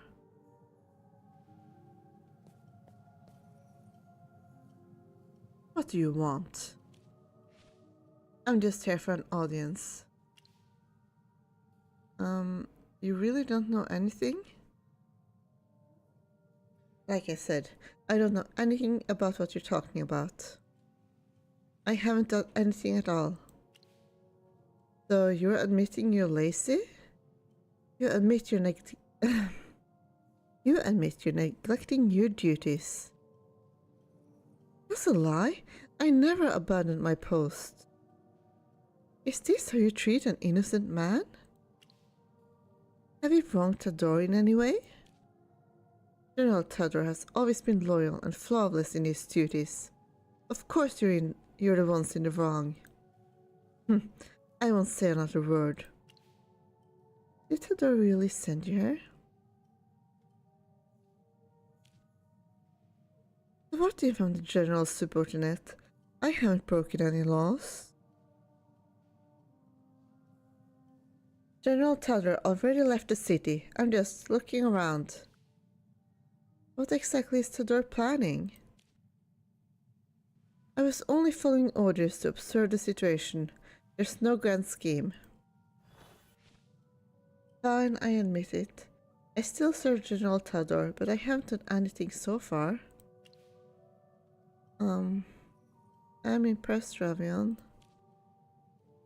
Simple, the Dorfmen are as obvious as he is.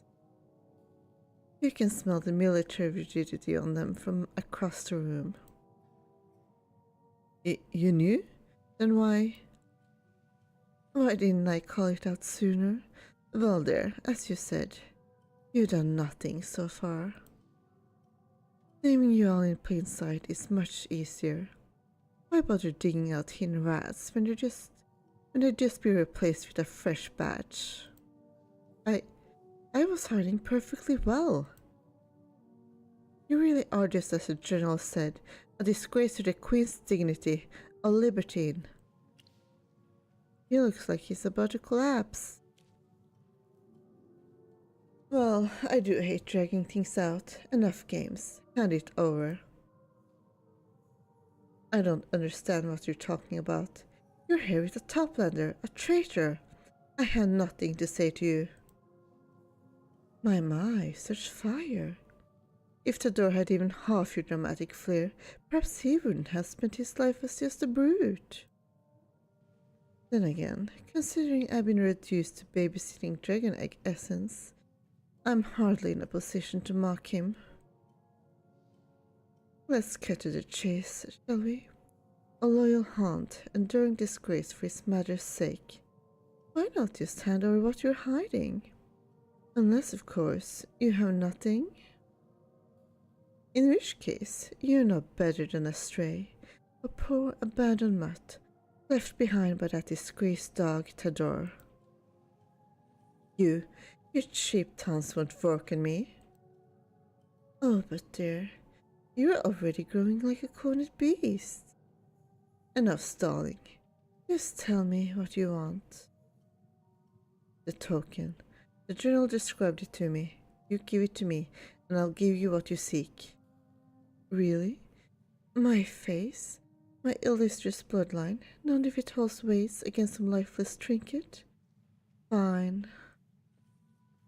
Not that I even remember which one he wanted. Here, take them both. They're nothing but useless keepsakes now.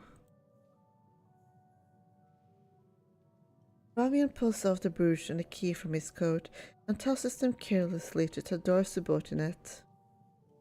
The young man stiffly examines the brooch shape, then carefully retrieves an old document from his own coat, returning it along with the brooch and key to Ravian.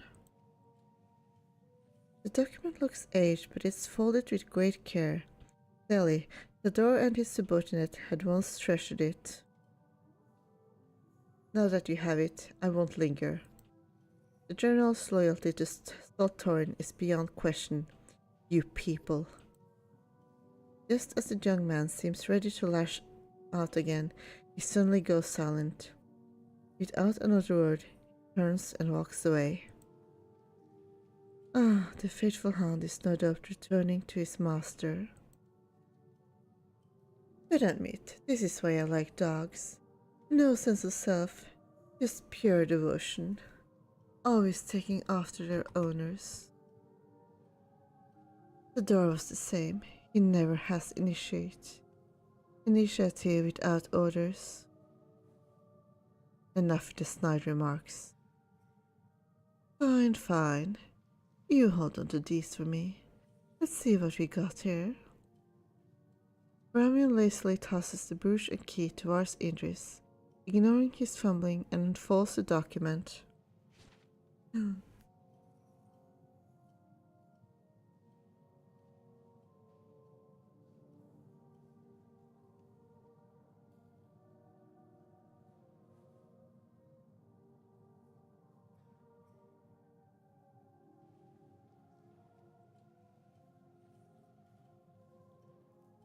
The infant displayed stable, vital signs of birth. Its body was fully covered in hardened scales, showing signs of severe mutation. Intense magical waves that caused minor disruption to the surroundings became apparent when approaching the subjects. Full transference of accusation confirmed.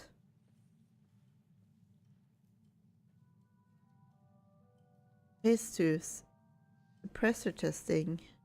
The subject has been fitted with a magic suppressing device. Disguised as a gemstone brooch with concealed rune engravings. The scales gradually softened and fell off, while the bony spurs diminished. The subject began to take on the appearance of a normal human infant. Do they really think of them as what? Recognition stabilized. Conclusion. AR is highly effective in suppressing magic-induced recognition, though the underlying mechanisms remains unclear. Further testing required to determine scope of application.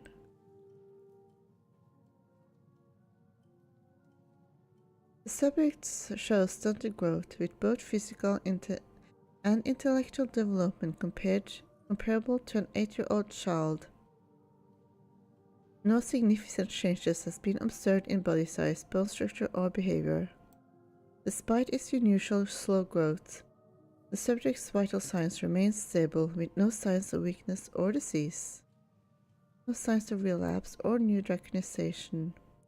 Energy output remains within acceptable parameters.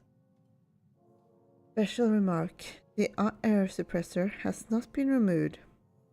Its long-term containment efficiency is confirmed but remains subject-specific.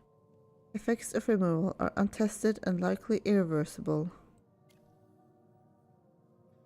The report is brief, just a record of Ravian's unnatural birth and rapid growth. It also mentioned his abyssal appearance at birth, though that was tempered once he donned the brooch crafted by the Queen. Nothing more after that. The documentary showed like some experiment. This goes beyond cruelty. Oh, I don't know. At least it says a few concrete facts. Shame it doesn't include the one thing I actually wanted most. Your father? I was half expecting some scandalous revelation about their General Tador. Now that would have been mortifying. Actually, I did wonder about the possibility of Tador being his father earlier on as well.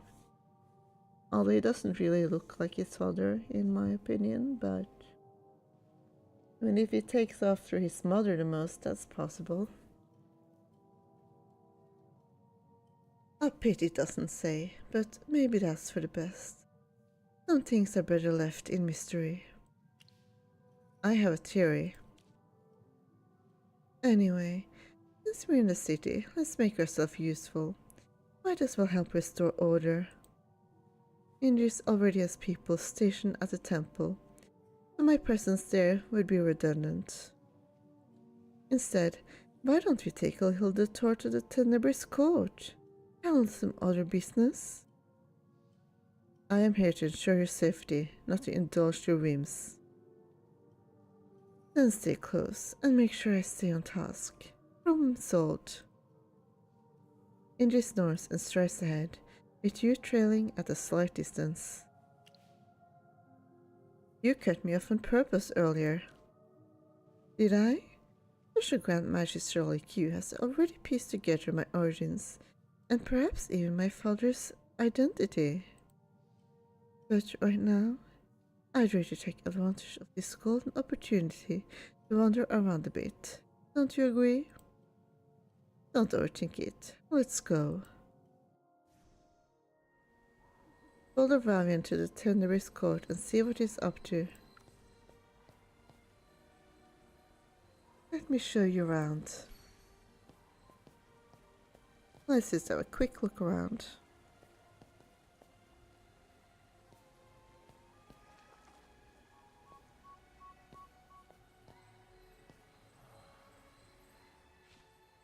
Ah, Lord Ravian, I mean, Your Highness, Ravian. I was just about to say, oh, just call me Ravian, but you've already taken the liberty. But you already taken the liberty. Well, out with it. What's troubling you? It's these new guards. I haven't slept or eaten properly in days. Every time I hear footsteps, I think they'll kick down my door and drag me away. That nervous, are you? Have the guards been making a habit of such things?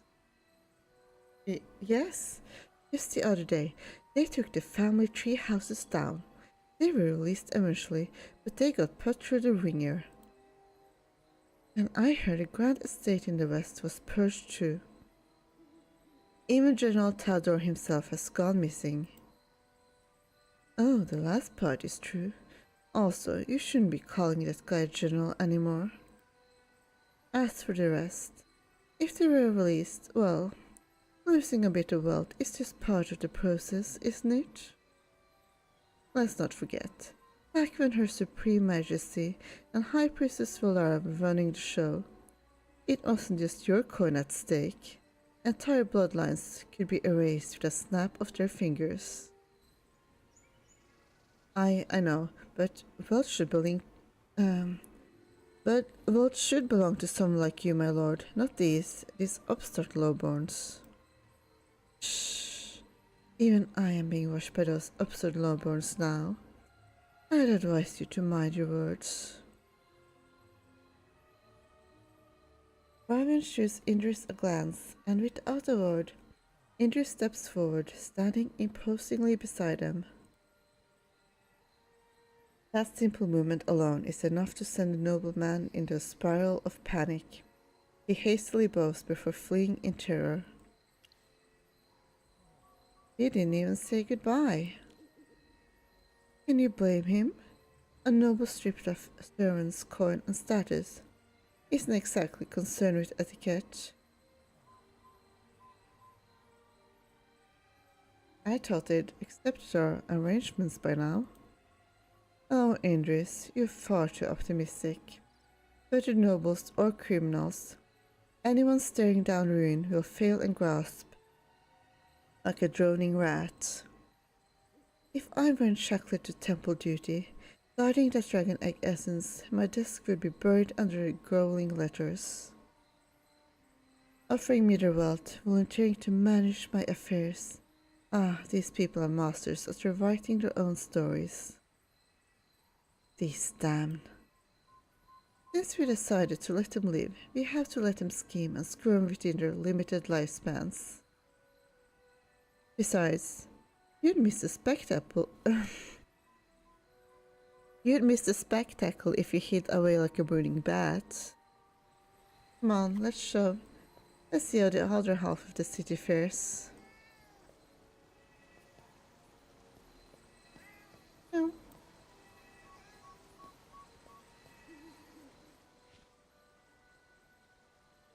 Lord Ravian, my lord, is that truly you? What luck running into your hair. Temper your enthusiasm there. I'm just a civilian now. Still, if you need something, I'd be happy to lend a hand. Ah, now this is how nobility should behave. Ahem. What I meant to say is, I saw you speaking with that man earlier. I must report him. His family is still swimming in wealth. They kept several lowborns hidden away when the inspections came. Claiming they were distant relatives, lied right to the inspectors' faces. And once the heat died down, it was back to their fancy little life like nothing happened. Is that so? Well, thank you. That's quite a secret to share. I'll guard it closely. Wait, I mean, shouldn't there be some kind of reward or... Alas, I'm no title, no coin, no sway. All I have is your trust, and I don't take that lightly. You have my word. Now then, farewell. The commoner stands frozen, mouth agape, as Ravian saunters away. Do you believe she was telling the truth? Nobles in this district have been investigated already. There shouldn't be anyone left unaccounted for. If you want to investigate, Go ahead, though I'd call it a waste of time. You think it was a false accusation? Obviously. A narrator uninspired one at that. A poor one. You saw how she looked at me, wide-eyed, practically bowing. That breed worships nobility. Right until they spot a crack to claw their way up. You're too cynical. I'm just stating the facts. If they truly wanted justice, why wait? Why wait? Why whisper to me in secret, instead of reporting it straight to your dutiful soldiers? Don't give me that face, Indris. You of all people have seen this before, back when you were out pushing those innocent sinners.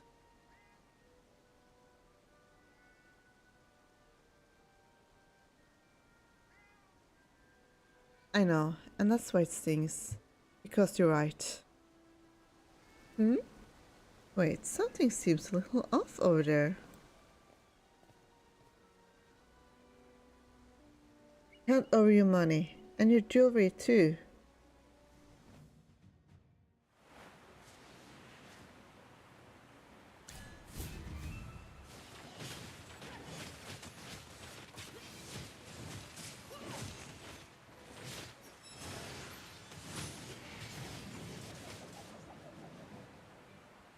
Nothing to be afraid of. Fortunately, it's just a few soldiers taking liberties where they shouldn't. Acting on a whim.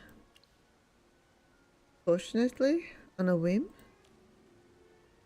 Yes, most attacks these days are calculated. Rules assigned, plans made. Tracking these groups have been difficult. A lot of it is commoners, but we've had problems. But we've had problems with undisciplined guards, new guards too. The nobles are still the main targets. Their estates are understaffed, their defenses stretched thin. But commoners suffer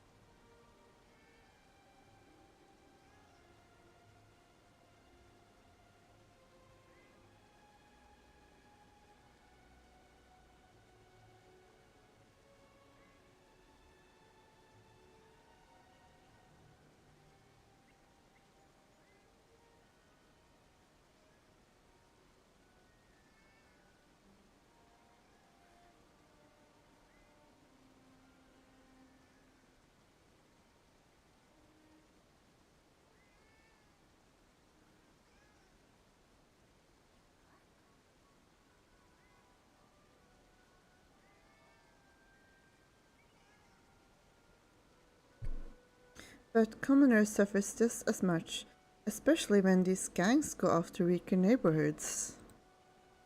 And I'd wager half of the smaller incidents aren't even reported. Exactly, before nobles would raise a storm over the slightest scratch on their property. Now, one of their manors nearly burned to the ground before we intervened. Old habits die hard, I suppose. My mother did endure her little tests. This kind of quiet compliance, this illusion of order, is only natural. And now, with the new guards throwing their weight around, I imagine the nobility doesn't know who to trust anymore. I haven't done enough. The guards need stricter oversight. Maybe increase the patrols? That's all I can do for now. If we still had a priest to serve as our voice, we could calm the people with a few carefully chosen words. But most of that's gone now, and our forces are stretched to the brink. Right. You've already purged the worst offenders, and now you're juggling patrols, treatments, and managing detainees. And even with all that, things still slips through the cracks. These temporary recruits are unreliable. What about forming smaller patrol teams? Here's a trios like scouts, each with a signal device. Keep 2 teams in every district, rotating shifts. At the very least, it buys us time. Understood. I'll see to it right. Apologies. Still getting used to being in charge, Indris. I'm merely your meddlesome advisor now. You hold the reins. Right. Leader, huh? Something on your mind?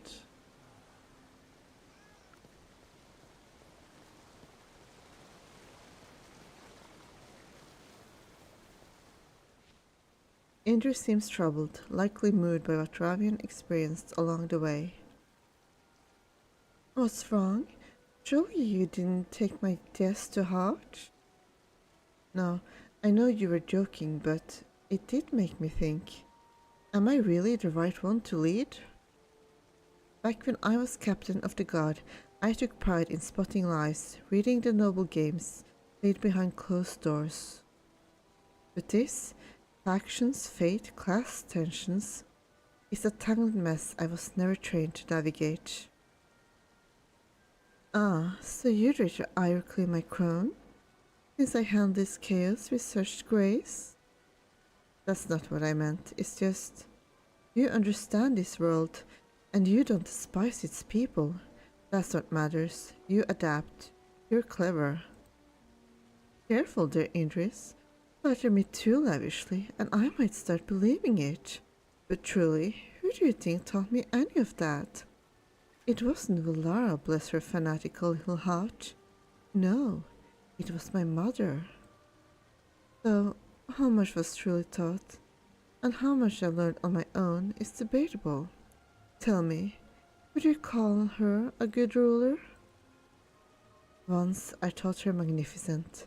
Later, I decided she was a monster. But after everything I've seen, facing the dragon, watching what's become of the people, now, I'm starting to think she might have been extraordinary. But something still holds you back. I read her records, her final testament. She had Sage Tasso executed, used her own child like a pawn, chose the face of her own loyal and most dangerous followers with chilling precision right before her death. Then carried on as if it meant nothing, only to turn on her own successor not long after. The deeper I dig, the more her ruthless brilliance comes into focus, and it chills me. She terrifies me more than the corruption, more than the dragon, more than the dead gods themselves. And that, Dear General, is exactly why you should be leading Sal'thorin. Because you still fear those things. I don't. I simply understand them, and move through them like water. With you at the helm, I'll stand watch at the dragon's essence pool, ready to destroy it if it comes to that. But if I were in charge, I would invite a few allies to take a sip, let them soak up its power, leash them tight, and watch the corruption devour them when they serve their purpose. I'd keep the Sylvan tendril as a weapon, even if it meant listening to patients scream in agony. But you're the one who said you wanted to change Sal'thorin, lead everyone back to the surface. The means aren't the same as the ends. You trade principles for results. Our goals don't differ, but you know my path would be quicker. Then it would all be meaningless. A kingdom built on ash is still ash. Precisely. And that's the difference between us, Indris. The records were right. The records were right. I was born to be a vessel for twisted magic, a living compromise. And I survived by bending, by becoming what the world demanded.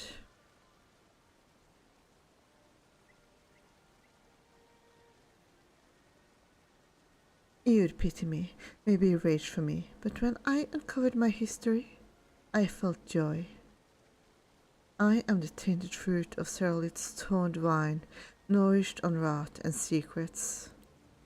But you're sunlight, Indris, and down here, in this cursed dark, you're the only light left. There is no worthier leader than you, Indris. Walk this path with us, and from this soil, cultivate blossoms from a truer dawn. Let's check how the treatments are going at the Lunaris altar.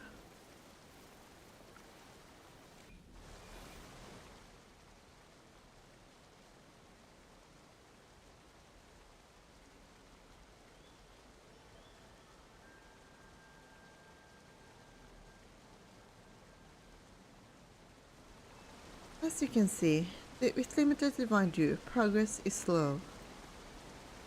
Let me give it a try. This might work better.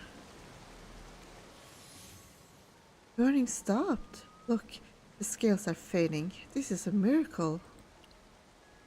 It's just magic. Oh, sacred magic. Your radiance outshines even. Ahem. Make way, please. Others await treatment. By the stars, Lord Dravion, your presence alone heals. My mask is still on, yes? I taste freedom, Lord Dravion.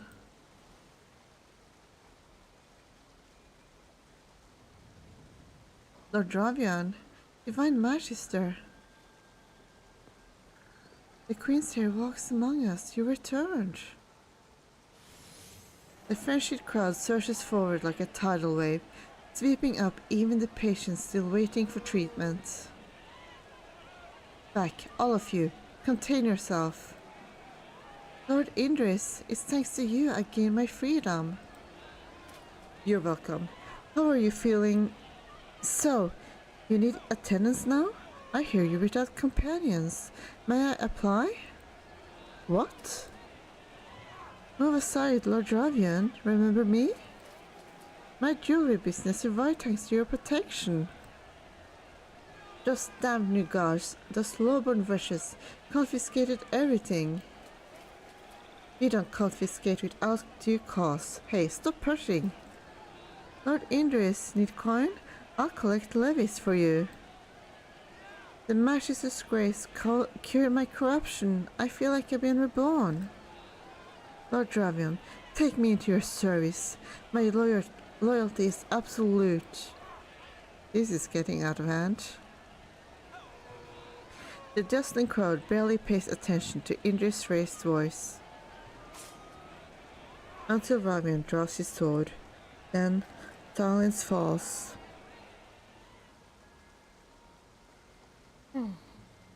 Listen closely, darlings. Your new leader and the Magister will now bless your streets with their presence. Should anyone so much as sigh without permission, my blade will ensure your last breath. Understood? The crowd that ignored Indris' commands now paused with trembling reverence at Dravion's threat. Taking advantage of this brief pause, he finally managed to slip away from the still crazed crowd. Let's make for the plaza, shall we? I doubt any more healing will get done today.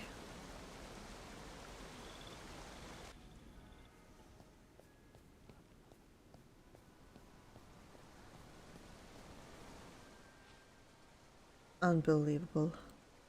Fickle, two-faced, given freedom and health, and the first thing they do is try to trade it for scraps of status. At least you didn't call them hopeless, or beyond understanding. Because I do understand, that's precisely why...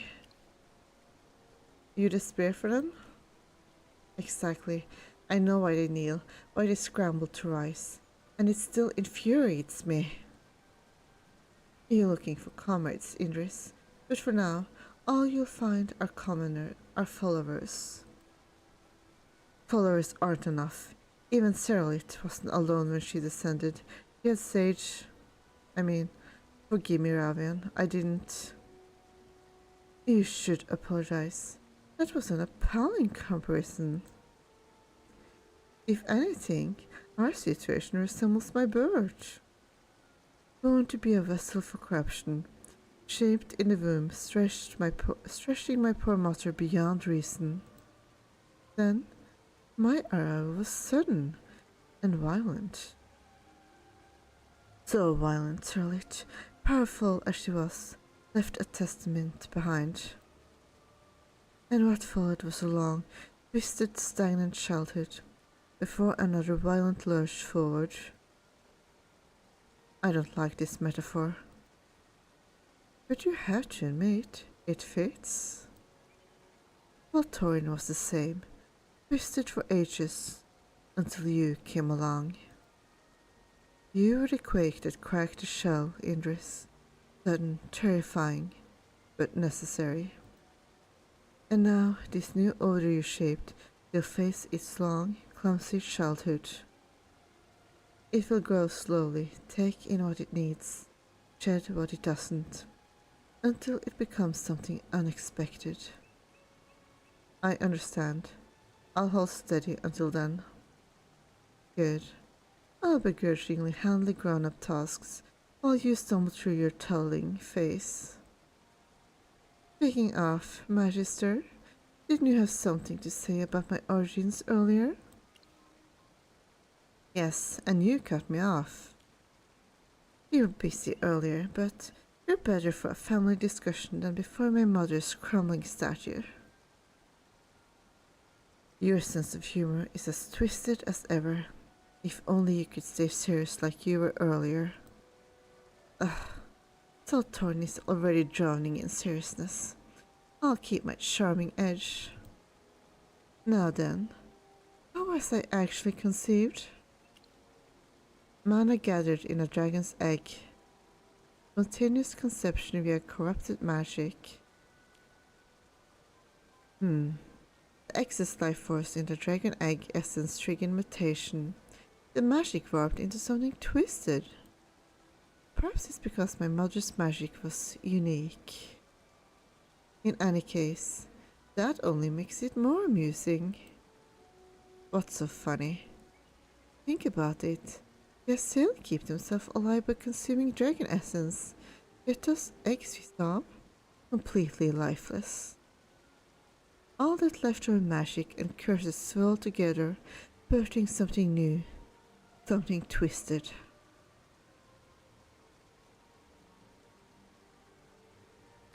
Can you imagine the dragon's face if it saw what came from its legacy? The sheer indignity. But this is excellent news for you, Indris. There's no mystery consort in the story. One less rival for your throne. Isn't that lovely? Faced with Ravian's cavalry smile, Indris stays silent for a long moment before... Indris places something in Ravian's hand. The onyx crystal still shimmers brightly, even now. My brooch? Ah, from Tador's little lapdog. What of it? Ravian, I'm not a schemer. I don't play games with words, and I've never had the patience for dynastic politics. All this talk, consorts, succession, heirs, it just makes my head spin. That whole clause in the will about eliminating threats, I take it literally. That's all I know how to do. So if I focus on what's in front of me, And what do you see? From the moment you were born, you were the heir, and to a queen like Cerelit, that made you the greatest threat. But she didn't destroy you at your weakest. She didn't push your corruption forward. She gave you this brooch, protected you until you cast it aside. And even after, she never let Valara find it. What lies beneath us, your mother's empire, her legacy, it was poisoned. I never deny that. That's why I stepped forward. That part's clear. But I believe when you were born, something in her endured. It's for those remnants that we keep going towards the light, towards the surface.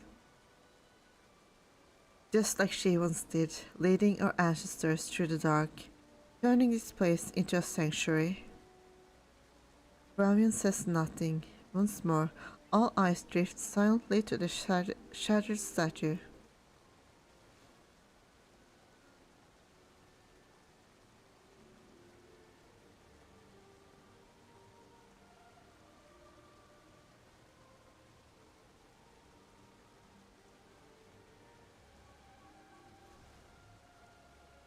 Just for a moment, through its fractured shape, there seemed to gleam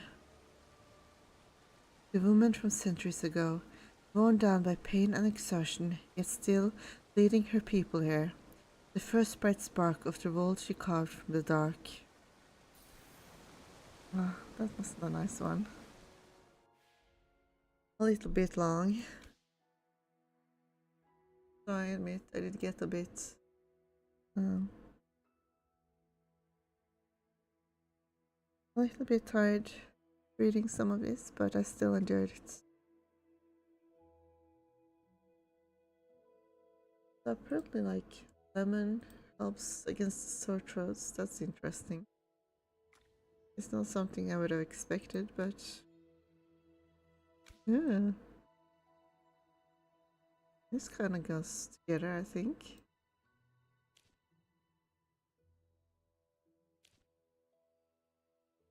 Not the cape that well though.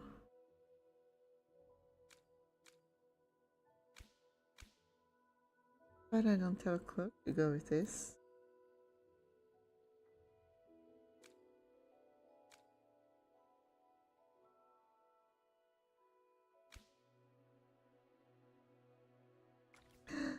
Goodbye, Tassie. Actually, what's neat is that she still keeps her position if I remove her. So, if I ever want Tassie back to be floating before me like this, I can just select her again. But for now, I want this. Grace my head. Beautiful. Quest complete. Burden of the Crown. A brush reveals the truth about Lord Ravian's origins and his unusual childhood. Just like what's happening now in Sal'thorin, starting over is hard, but life keeps moving forward.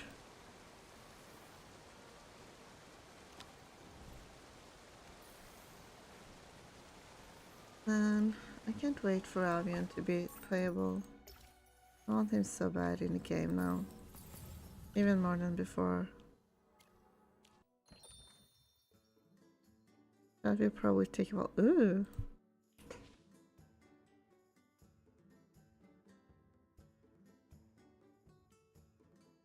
Well, okay then, let's see. Gotta say this.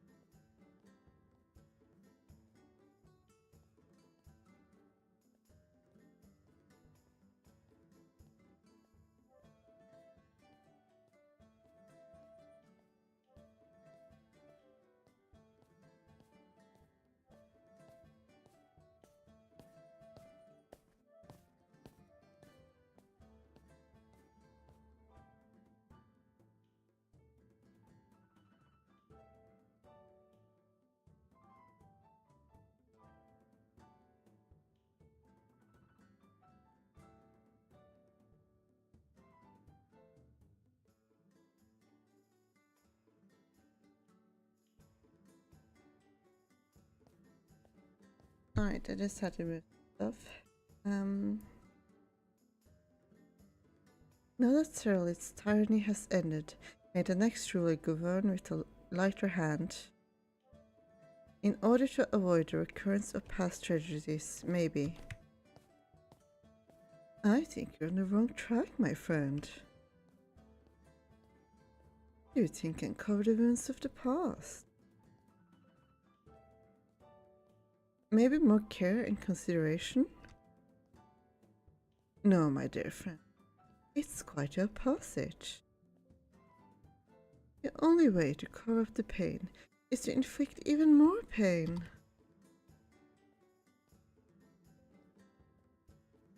You said the past tragedies of your people corrupted their path? Their path, yes? Then purify them with fire and steel. Only through harsher trials can they be redeemed.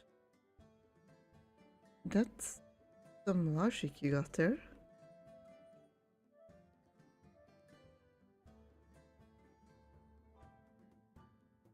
Discipline and punishment seem counterintuitive only to those who never ruled. Commoners will never understand the necessity, my naive friend.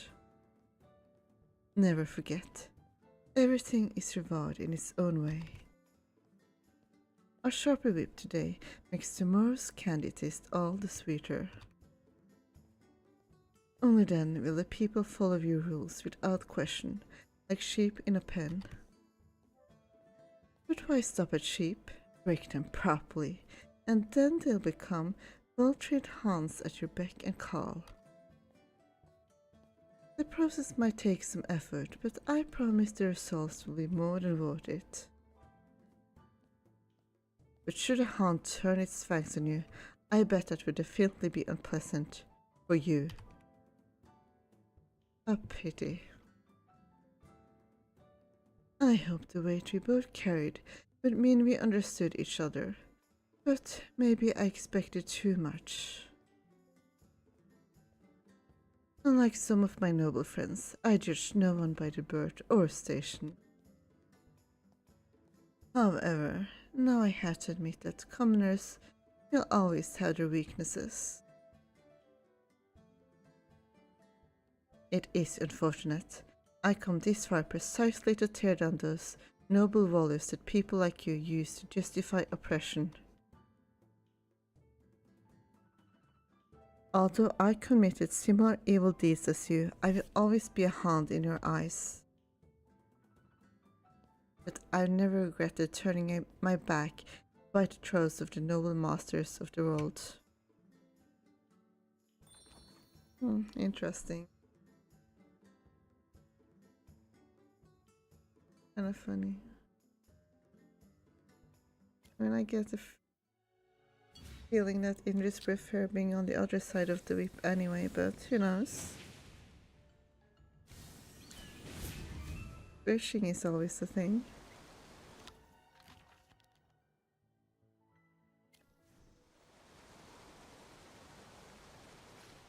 Maybe I should go fight Primal Lord before Reset comes up.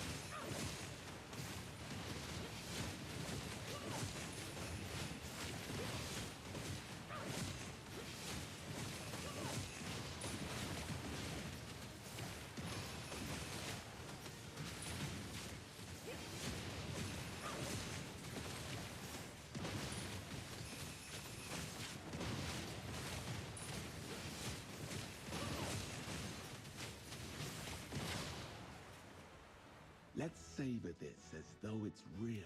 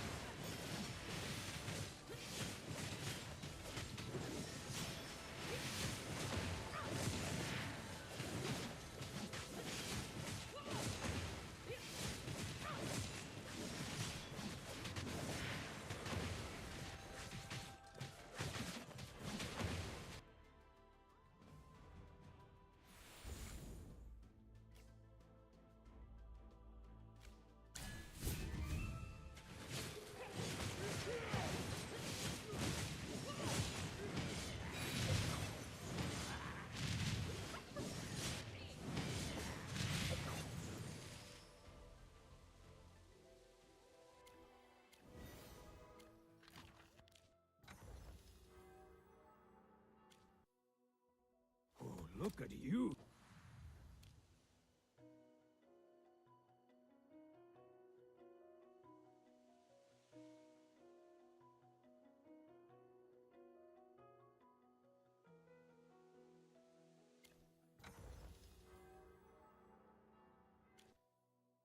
May the lucent tree...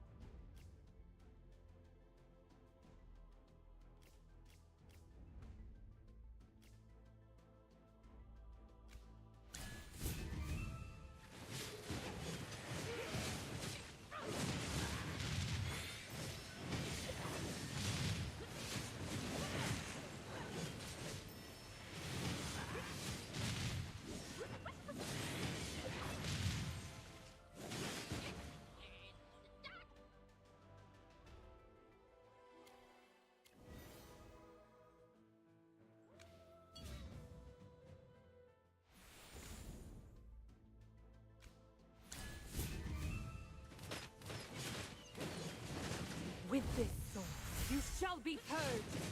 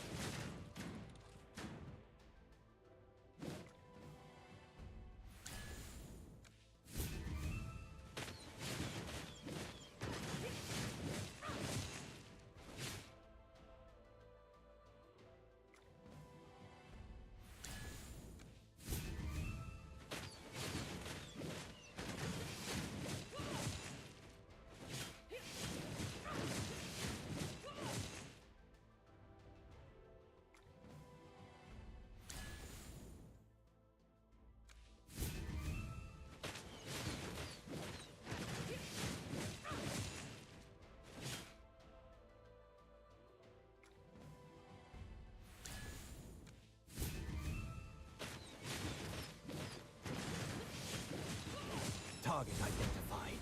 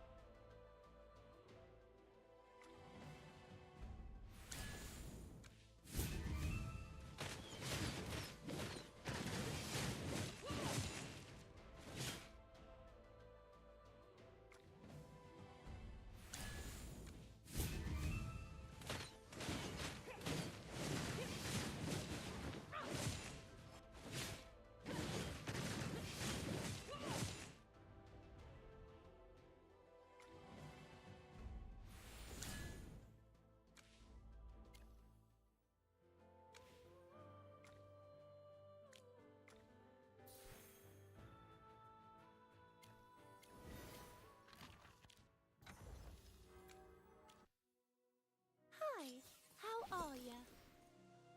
Wanna take a stroll in our dreams?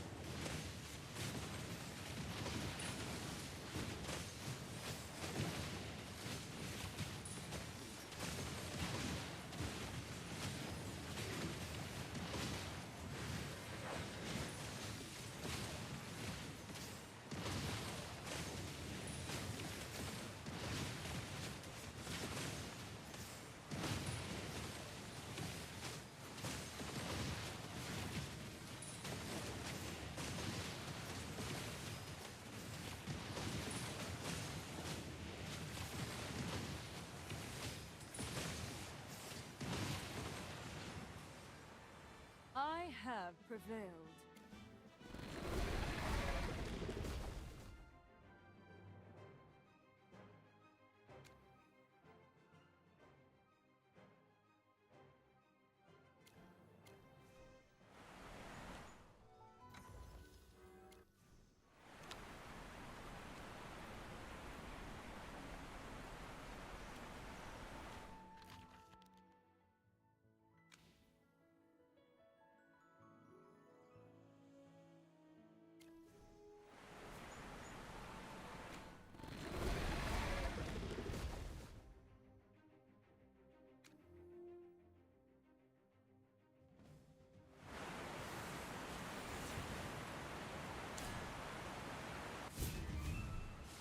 Well, that's a bit about it for today.